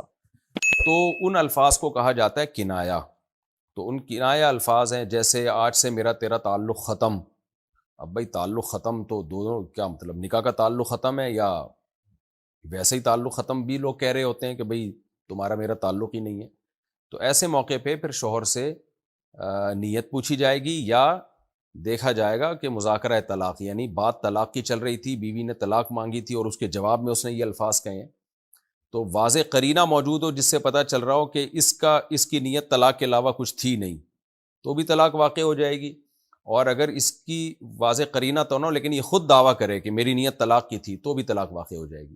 تو ایسے کنایہ الفاظ کی بھی پھر دو قسمیں ہیں. ایک تو وہ کنایہ الفاظ ہیں کہ اس لفظ سے ہی پتہ چلتا ہے کہ یہ نکاح کا رشتہ ختم کر رہا ہے، اور ایک یہ ہے کہ اس لفظ سے تو پتہ نہیں چل رہا لیکن اس کے جملے کو، اس کے کلام کو ٹھیک ماننے کے لیے ہمیں یہ ماننا پڑے گا کہ اس سے پہلے طلاق کا لفظ فرض کیا جائے. مثال سے بات انشاءاللہ سمجھ میں آ جائے گی. ویسے ہی تو یہ دینی مدارس کے طلبہ کے لیے لیکچر ہے، لیکن آج کل مجتہدین بہت مارکیٹ میں آ رہے ہیں اور فتوے ہر جگہ سے چل رہے ہیں، تو اس لیے تھوڑا تھوڑا قوم کو اویئر کرنا ضروری ہو جاتا ہے. اب دیکھو اس کی مثال ایسے، جیسے ایک آدمی نے بیوی کو کہہ دیا آج سے میرا تیرا تعلق ختم، اور نیت اس کی یہی تھی کہ میں نکاح ختم کر رہا ہوں، اور وہ دعویٰ کرتا ہے کہ بھئی میری نیت یہی ہے کہ نکاح ختم کر رہا ہوں، تو پھر ایک طلاق واقع ہوگی اور طلاق بائن ہوگی. بائن کا مطلب رجوع کا حق نہیں ہوگا، کیونکہ تعلق ختم کا مطلب یہی ہے کہ اب نکاح میں نے ڈسکنیکٹ کر دیا، ختم، تو رجوع کا حق بھی نہیں ہے اب مجھے. اس نے اپنے رجوع کے حق کو خود ہی ختم کر دیا ہے.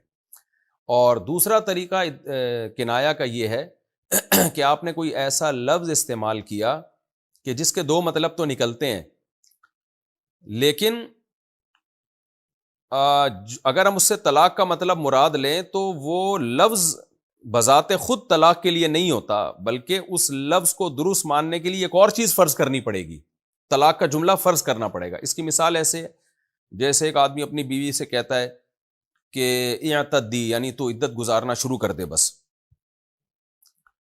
اب اس سے پوچھا جائے گا کیا مطلب بھائی، تو کیا کہہ رہا ہے عدت گزارنا شروع کر دے؟ تو کیا تمہاری اس سے طلاق مراد ہے؟ کیونکہ طلاق کے بعد ہی عورت عدت گزارتی ہے. وہ کہے کہ ہاں میری مراد طلاق کی تھی. تو اب یہاں عدت گزارنا شروع کر دے یہ لفظ ایسا لفظ نہیں ہے کہ جو نکاح کے رشتے کو ڈسکنیکٹ کر رہا ہے. وہاں تو یہ تھا نا کہ میرا تیرا تعلق ختم، تو تعلق تو ختم جب ہی ہوگا جب نکاح کو ختم کیا جائے. تو وہاں تو اس کا گویا اس نے یوں کہا ہے کہ نکاح ختم. یہاں جب وہ کہہ رہا ہے کہ عدت گزارنا شروع کر دے تو اس کا مطلب کیا ہے کہ گویا وہ یہ کہہ رہا ہے کہ عدت گزارنا شروع کر دے، اور یہ بات درست جب ہی ہوگی جب یہ فرض کیا جائے کہ میں طلاق دے چکا ہوں. تو یہاں طلاق کو فرض مانا جائے گا، لِأَنِّي طَلَّقْتُكِ، اس لیے کہ میں نے تجھے ڈیورس دے دی ہے. تو وہاں یعنی اس جملے کو کہ عدت گزارنا شروع کر دے، اس جملے کو درست قرار دینے کے لیے یہ فرض کرنا پڑے گا کہ یہ گویا اقرار کر رہا ہے کہ میں طلاق دے چکا ہوں، کیونکہ طلاق کے بعد ہی عدت گزارتی ہے عورت. تو اب چونکہ فرض میں طلاق کو فرض کیا جا رہا ہے اور طلاق صریح ہے، تو صریح سے ایک رجعی طلاق واقع ہوتی ہے.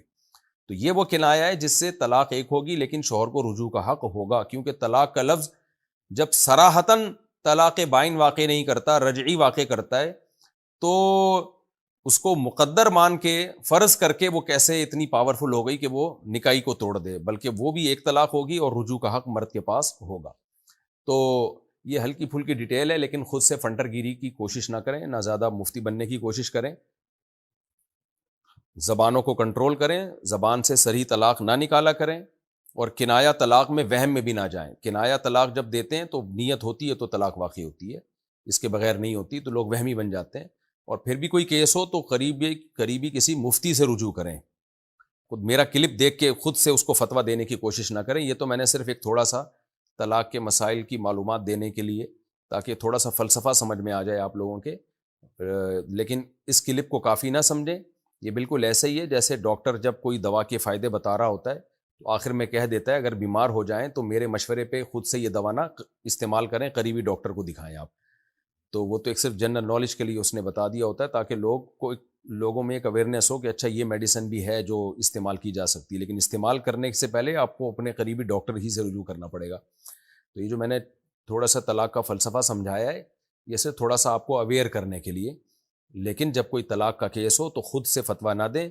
جو بھی معتبر دارالافتاء ہو باقاعدہ دینی ادارہ ہو، فتویٰ دینے کا جو پراپر ادارہ ہو، قابل اعتماد ادارہ ہو، اس سے باقاعدہ فتویٰ لیں۔ اچھا، اس میں ایک اور چیز بھی ہے کہ کچھ الفاظ اصل میں تو کنایا تھے، لیکن وہ عرف میں اب طلاق ہی کے معنی میں استعمال ہونے لگے ہیں، تو وہ اب صریح بن گئے ہیں۔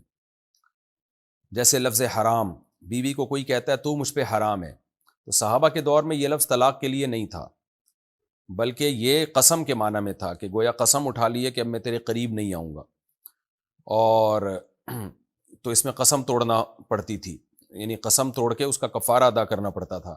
لیکن ہمارے عرف میں جو لفظ حرام ہے یہ قسم کے لیے نہیں ہے، بلکہ طلاق ہی کے لیے۔ اگر کوئی بیوی کو کہہ دے تو مجھ پر حرام ہے، تو ایک طلاق واقع ہوگی۔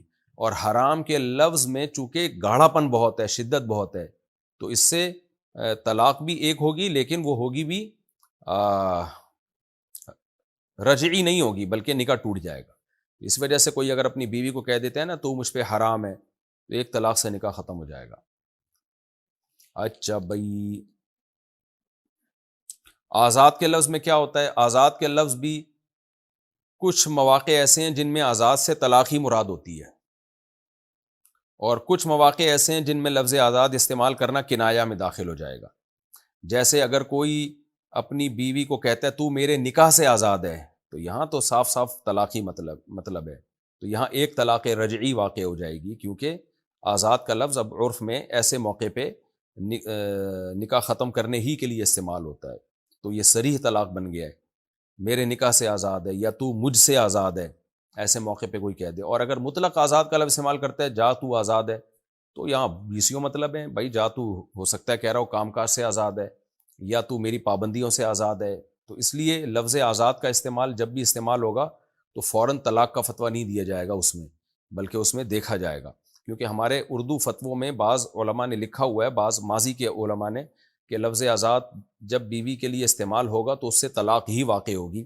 خوب سمجھ لیں، یہ اس زمانے کے عرف کے لحاظ سے لکھا ہے، ماضی قریب میں یہ عرف بن چکا تھا کہ جب کوئی اپنی بیوی کو کہتا تو آزاد ہے تو اس سے طلاق ہی مراد ہوتی تھی، لیکن ہمارا عرف اب یہ نہیں ہے، لوگ لفظ آزاد بیسیوں معنی میں استعمال کر رہے ہوتے ہیں، جا تو آزاد ہے، یعنی جو چاہے کر، اس معنی میں بھی ہوتا ہے، تو ہمیشہ ہی اب طلاق کے معنی میں استعمال نہیں ہوتا۔ تو جب تک کوئی 2 اور 2 4 کی طرح واضح قرینہ نہیں ہوگا کہ اس کی مراد طلاق ہی تھی، اس وقت تک ہم یہی کہیں گے کہ لفظ آزاد بھی اب کنایہ میں داخل ہے۔ تو ہاں، کچھ مواقع ایسے ہیں جس میں یہ کنایہ نہیں ہے، بلکہ اس میں وہ عرف بن چکا ہے کہ وہ طلاقی کے معنی میں استعمال ہوتا ہے۔ تو خیر، فنٹر نہ بنیں آپ، مفتی نہ بنیں، ایسے مبہم الفاظ استعمال ہی نہ کریں بیوی کے لیے، اور اگر ہو جائیں تو پھر کسی مفتی سے پوچھیں، ریلائبل دینی ادارے سے پوچھیں، وہ آپ کو فتویٰ دیں گے۔ اور وہمی پھر بھی نہ بنیں، طلاق جب تک نہ دی جائے ہوتی نہیں ہے ایسی، بعض لوگ وہمی بن جاتے ہیں طلاق کی کلپ دیکھ دیکھ کے، تو میں نے تو اس دن بیوی کو یوں بول دیا تھا کہ جاؤ، تو لفظ جاؤ سے کہیں طلاق تو نہیں ہو گئی، کیونکہ جاؤ کا مطلب دفع ہو جاؤ، تو دفع کا مطلب تو نکاح، تو پاگل ہو جاتے ہیں، دماغی مریض بن جاتے ہیں، خود بھی بنتے ہیں، ہمیں بھی بناتے ہیں پھر وہ، تو وہمی نہ بنے بس۔ ہم لڑکی والوں سے سادگی سے شادی کا کہہ رہے ہیں، لیکن وہ اس پر راضی نہیں ہو رہے، صورت میں ہم کیا کریں؟ آپ لڑکے والے ہو اور لڑکی سے ڈرتے ہو، ابھی سے ڈر رہے ہو، ابھی سے دب رہے ہو، بعد میں تیرا کیا ہوگا کالیا۔ خیر، تو آپ کو چاہیے کہ آپ ان کو سمجھائیں، اور پھر بھی نہیں کریں سادگی سے تو کرنے دیں ان کو، شادی کے بعد تو آپ ہی کا کنٹرول ہوگا نا، وہ ان کا ہیڈک ہے، وہ کس طرح سے کر رہے ہیں۔ آپ جو اپنا ایونٹ ہے وہ سادگی سے کریں، ان کو وہ جس طرح سے کر رہے ہیں کرنے دیں، سمجھائیں ان کو، محبت سے ہر طرح سے سمجھائیں کہ بھائی یہ غلط ہے، نہ مانیں تو شادی بیاہ کی جو رسومات ہیں ان میں اگر ناچ گانا ہو رہا ہے تو پھر تو آپ کے لیے جانا ٹھیک نہیں ہے، اس میں جائز نہیں ہے، اس کا پھر بائیک آؤٹ کرنا پڑے گا۔ بھائی یہ ڈانس ماس کا پروگرام کیا کر لیا آپ لوگوں نے؟ کیا فرض نماز میں سجدہ سہو کر سکتے ہیں؟ کیوں نہیں کر سکتے میرے بھائی، فرض نماز بھی تو فرض ہی ہے، اگر سجدہ سہو واجب ہوا ہے تو کریں، بلا وجہ نہ کریں۔ غلام حیدر سعودی عرب سے، میں اپنے بابا کے لیے روزانہ نفل پڑھتا ہوں، کیا یہ جائز ہے یا نہیں؟ جائز ہے، لیکن صدقہ خیرات کو زیادہ فوکس کیا کریں، اللہ آپ کے والد کی مغفرت فرمائے، ان کے درجات کو اللہ تعالیٰ بلند فرمائے۔ میں جماعت میں جانا چاہتا ہوں اور میرے والدین دوسرے خیالات کے ہوں، مجھے منع کر رہے ہیں، صورت میں کیا کروں؟ دیکھیں، اگر آپ کے جماعت میں نکلنے سے والدین کی خدمت میں کوئی کوتاہی ہوگی اور وہ بوڑھے ہیں، ان کی کوئی خدمت کرنے والا نہیں ہے، پھر تو والدین کی خدمت کو فوکس کریں. لیکن اگر آپ کے جماعت میں جانے سے کوئی ایسا مسئلہ نہیں، انہیں کوئی نقصان نہیں ہو رہا، تو پھر دینی کام ہے اور انسان کی اپنی پرسنل لائف بھی ہوتی ہے، تو ایسی صورت میں جانا جائز ہے. والدین منع کر رہے ہیں تو ان کے منع کرنے کو آپ زیادہ ویلیو نہ دیں، بس محبت سے بات کریں، ان سے سختی نہ کریں، اور جا سکتے ہیں ایسی صورت میں.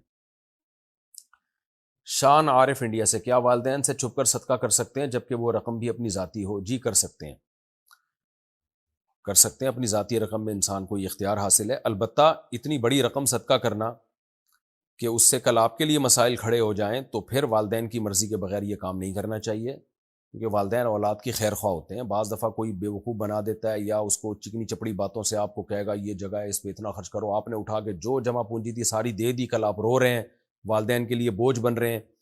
تو ایسی کنڈیشن ہو تو پھر بچے چونکہ ناسمجھ ہیں، تو اس میں پھر والدین کی بات ماننی چاہیے. قرآن نے بھی کہا ہے کہ فَإِنْ آنَسْتُم مِّنْهُمْ رُشْدًا فَادْفَعُوا إِلَيْهِمْ أَمْوَالَهُمْ، کہ وراثت کا مال بچے کو بالغ ہوتے ہی اس کے حوالے نہیں کیا جائے گا، بلکہ بچہ جب سمجھدار ہو جائے پھر اس کا مال اس کے حوالے کیا جائے گا. تو بعض دفعہ بچوں کے پاس 17-18 سال کے وہ ہو چکے ہوتے ہیں، بالغ بھی ہو چکے ہوتے ہیں، لیکن ابھی ناسمجھ ہوتے ہیں. اتنی بڑی اماؤنٹ آ جاتی ہے، اتنی بڑی اماؤنٹ آئی اور پتہ چلا پوری اماؤنٹ اٹھا کے انہوں نے صدقہ کر دی. تو ماں باپ کو پتہ ہوتا ہے یہ اپنا بیڑا غرق کرے گا، اس طرح سے جو ہے یہ آئندہ زندگی گزارنا اس کے لیے مشکل ہو جائے گی، لوگ صدقہ خیرات کے نام پہ اس سے مانگتے رہیں گے. تو ایسی صورت میں اللہ نے باپ کو ولی بنایا ہے کہ باپ کو یہ رائٹ ہے کہ وہ بچے کو روکے بچے کے مال کے تحفظ کے لیے. اور اللہ نے یہ قرآن میں کہا ہے کہ بالغ ہوتے ہی انسان میں پیسہ خرچ کرنے کی سمجھ پیدا نہیں ہوتی ہے، لہذا ایسے ناسمجھ بالغوں کے حوالے ان کا مال نہیں کیا جائے گا تاکہ وہ ضائع نہ کر دیں، بلکہ وہ دیکھا جائے گا جب وہ میچور ہو جائیں، تو میچور ہونے کے بعد ان کی دولت اور ان کا مال ان کے حوالے کیا جائے گا.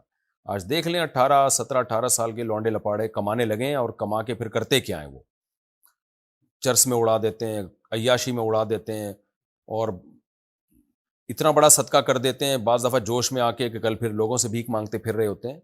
تو والدین انسان کے خیر خواہ ہوتے ہیں، تو ایسی صورت میں اولاد کو والدین کو اعتماد میں لے کے چلنا چاہیے. ہاں تھوڑی بہت رقم صدقہ کریں، اس میں کوئی حرج نہیں ہے. اور یا والدین ہی بیچارے دیندار ہی نہ ہو، وہ صدقہ خیرات ہی کو ناجائز سمجھتے ہو، تو ایک الگ بات ہے. لیکن جو بچپن کی عمر ہے نا، کم از کم 23-24 سال تک کی عمر، یہ میچور نہیں ہوتا. 24-25 سال کے بعد جا کے انسان کافی اس بارے میں سمجھدار ہو جاتا ہے کہ آگے میرا فیوچر کیا ہے، کتنی میں صدقہ کروں، کتنی رکھوں، اور کیسے میں زندگی کو اسٹیبل کر کے چلوں میں. اچھا بھائی.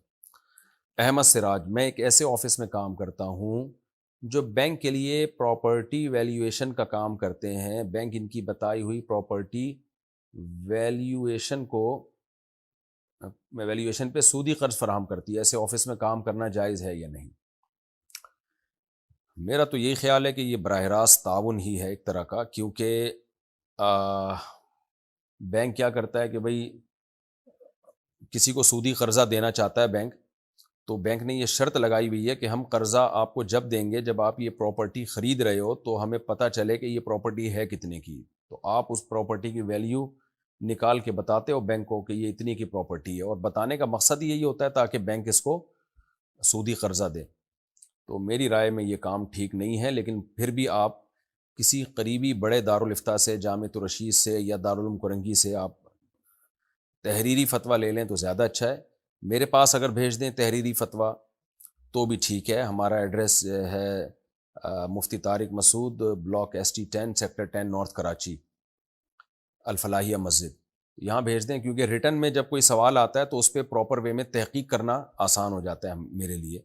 تو ریٹن میں جب کوئی سوال آتا ہے نا، تو ریٹن میں جواب لکھنے میں انسان کا معیار بہت اونچا ہوتا ہے. تو اس میں بھی میں بھی اس پہ انشاءاللہ غور کر لوں گا.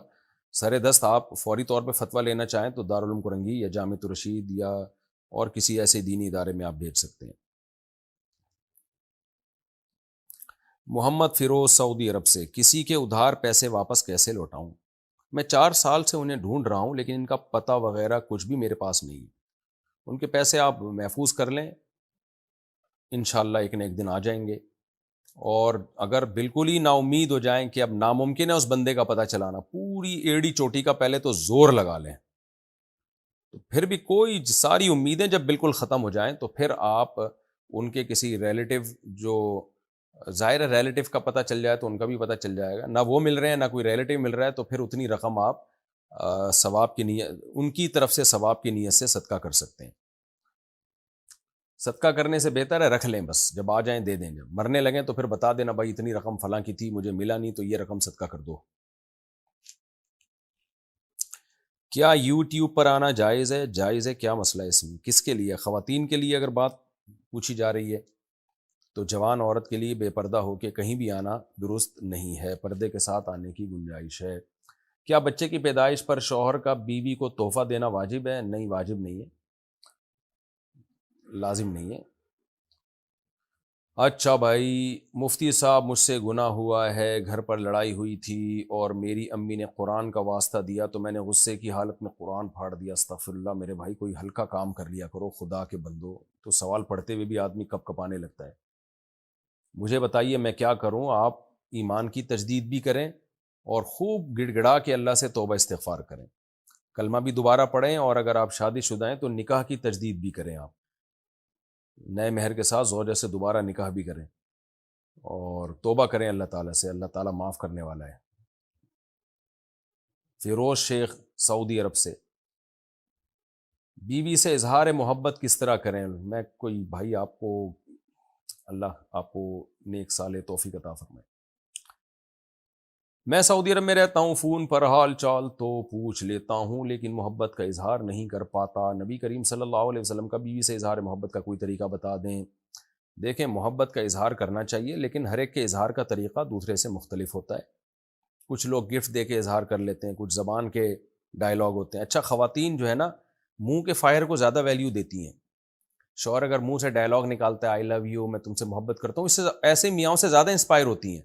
وہ میاں جو بیوی کے سارے حقوق پورے کر رہا ہو اور اس کے علاوہ بھی اس کو کبھی کبھار گھمانے پھرانے بھی لے جاتا ہو اور اس کو ٹائم بھی دیتا ہو، لیکن منہ سے یہ نہ پھوٹتا ہو کہ آئی لو یو، تو خواتین کو ایسے میاں کی کوئی قدر نہیں ہوتی۔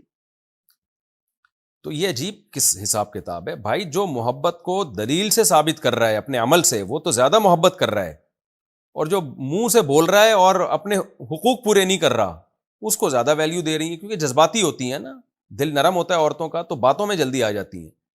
تو اس لیے میں خواتین سے بھی کہوں گا کہ آپ کا میاں اگر آپ کے بیسک حقوق پورے کر رہا ہے اور مناسب ٹائم بھی آپ کو دیتا ہے، کبھی کبھار آؤٹنگ پہ بھی لے کے نکل جاتا ہے اور کچھ جیب خرچی بھی دے رہا ہے آپ کو، تو اب اس کو آئی لو یو کہنے کی ضرورت ہے نہیں، یہ آپ سے محبت کر رہا ہے۔ اور اگر وہ آئی لو یو پہ ٹرخا کے رکھا ہوا ہے، اس نے بیسک حقوق پورے نہیں کر رہا، تو وہ آئی لو یو سے کچھ نہیں ہوتا پھر۔ بہرحال بیوی سے محبت کا اظہار آئی لو یو کے ذریعے یا کسی بھی طریقے سے کرنا چاہیے۔ نبی صلی اللہ علیہ وسلم امی عائشہ، حضرت عائشہ رضی اللہ تعالیٰ عنہ جو ہماری ماں ہیں، ان سے کیسے محبت کا اظہار کرتے تھے؟ حضرت عائشہ فرماتی ہیں میں برتن میں جس جگہ منہ لگا کے پانی پیتی تو آپ صلی اللہ علیہ وسلم برتن گھماتے، اسی جگہ اپنے ہونٹ مبارک رکھتے اور پھر اس سے پانی پیتے۔ یہ بھی محبت کے اظہار کا ایک طریقہ ہے۔ تو وہ آپ بہتر جانتے ہیں آپ اپنی بیگم سے کیسے محبت کا اظہار کریں۔ اس میں ہر عورت کی مزاج مختلف، ہر آدمی کا مزاج مختلف، اور ہر سوسائٹی کا کلچر دوسری سوسائٹی سے الگ ہوتا ہے۔ تو یہ کلچر والی چیزیں ہیں، اس میں شریعت نے کوئی ہمیں خاص محبت کے اظہار کا طریقہ نہیں بتایا، آپ جیسے بہتر سمجھتے ہیں۔ منہ سے پھوٹ دیں مجھے آپ سے محبت ہے، اس میں کیا جا رہا ہے؟ آپ کہنے فون پہ گھنٹوں گھنٹوں بات ہوتی ہے، ایک دفعہ بول دیں کہ میں بھی آپ سے محبت کرتا ہوں، آپ کا فون نہیں آتا تو میں بے چین ہو جاتا ہوں، یہ بول دیا کریں۔ آپ ہوتے نہیں ہوں گے لیکن ویسے بول دیا کریں کہ ہو جاتا ہوں، لیکن بہرحال ہوتے ہوں گے جبھی تو آپ پوچھ رہے ہیں کہ محبت کے اظہار کا طریقہ ہے۔ محمد آصف مراد آباد سے پوچھتے ہیں اگر گھر میں نیم کا پیڑ ہو تو کیا اسے کاٹ سکتے ہیں؟ ہمارے چچا کے گھر میں ایک نیم کا درخت ہے، اب لوگ انہیں ڈرا رہے ہیں کہ پیڑ مت کٹوانا، جبکہ وہ گھر میں لٹک رہا ہے اور گھر بنانے میں مشکل ہو رہی ہے، اس معاملے میں رہنمائی فرمائیں۔ گھر میں لٹک رہا ہے، گھر بنانے میں مشکل ہو رہی ہے تو کاٹ سکتے ہیں میرے بھائی۔ تو ویسے درخت کاٹنا اچھا کام نہیں ہے شریعت کی نظر میں، درخت ایک برکت کا ذریعہ ہے، لیکن اگر وہ تکلیف کا ذریعہ بن رہا ہے تو کاٹ سکتے ہیں۔ اور گھر کے اندر ہے اور آپ نے کنسٹرکشن کا کام کرنا ہے، بڑھانا ہے، کوئی کمرہ ومرہ بنانا ہے، تو پھر تو ویسے بھی کوئی حرج نہیں ہے۔ ڈوبتے ہوئے چاند کے وقت شادی کی تاریخ رکھ سکتے ہیں؟ اس میں کوئی مسئلہ تو نہیں ہے، رکھ سکتے ہیں بھائی، چاند ڈوب رہا ہے، دولہا نہیں ڈوب رہا کہیں بھی۔ اور یہ عجیب عجیب چیزیں لوگوں میں مشہور ہو گئی ہیں. کل میں کوئی کلپ سن رہا تھا, وہ محترم پتہ نہیں کیا کیا کہہ رہے تھے, گھر میں جھاڑو لگانے سے, رات کے وقت جھاڑو لگانے سے بے برکتی آتی ہے, کھڑے ہو کے شلوار پہننے سے نحوست آتی ہے, بیٹھ کے پگڑی باندھنے سے دولت چلی جاتی ہے. بھائی کہاں سے لا رہے ہو یار, عجیب ہی چیز ہے. بھائی آپ جیسے چاہیں پگڑی باندھیں, بیٹھ کے باندھیں, کھڑے ہو کے باندھیں, شلوار کھڑے ہو کر پہننے سے بے برکتی نہیں آتی, گرنے کا خطرہ ہوتا ہے. یہ ہوتا ہے بعض دفعہ بعض لوگوں کا بیلنس پورا نہیں ہوتا, تو کھڑے ہو کے جب شلوار پہنیں گے اس کا خطرہ ہوتا ہے کہ لڑک نہ جائیں. تو جو بیلنس صحیح ہے ان کا, وہ کھڑے ہو کے شلوار پہنتے ہیں. تو اس میں اس طرح کی وہمی چیزوں میں نہیں پڑنا چاہیے. اب ڈوبتے ہوئے چاند کے وقت شادی کی تاریخ, کیا ہو گیا؟ تو رکھیں شادی, جب موقع ملے شادی کر لیں, چاند ڈوب رہا ہو یا چاند نکل رہا ہو یا چاند گرہن ہو, اس سے کوئی فرق نہیں پڑتا.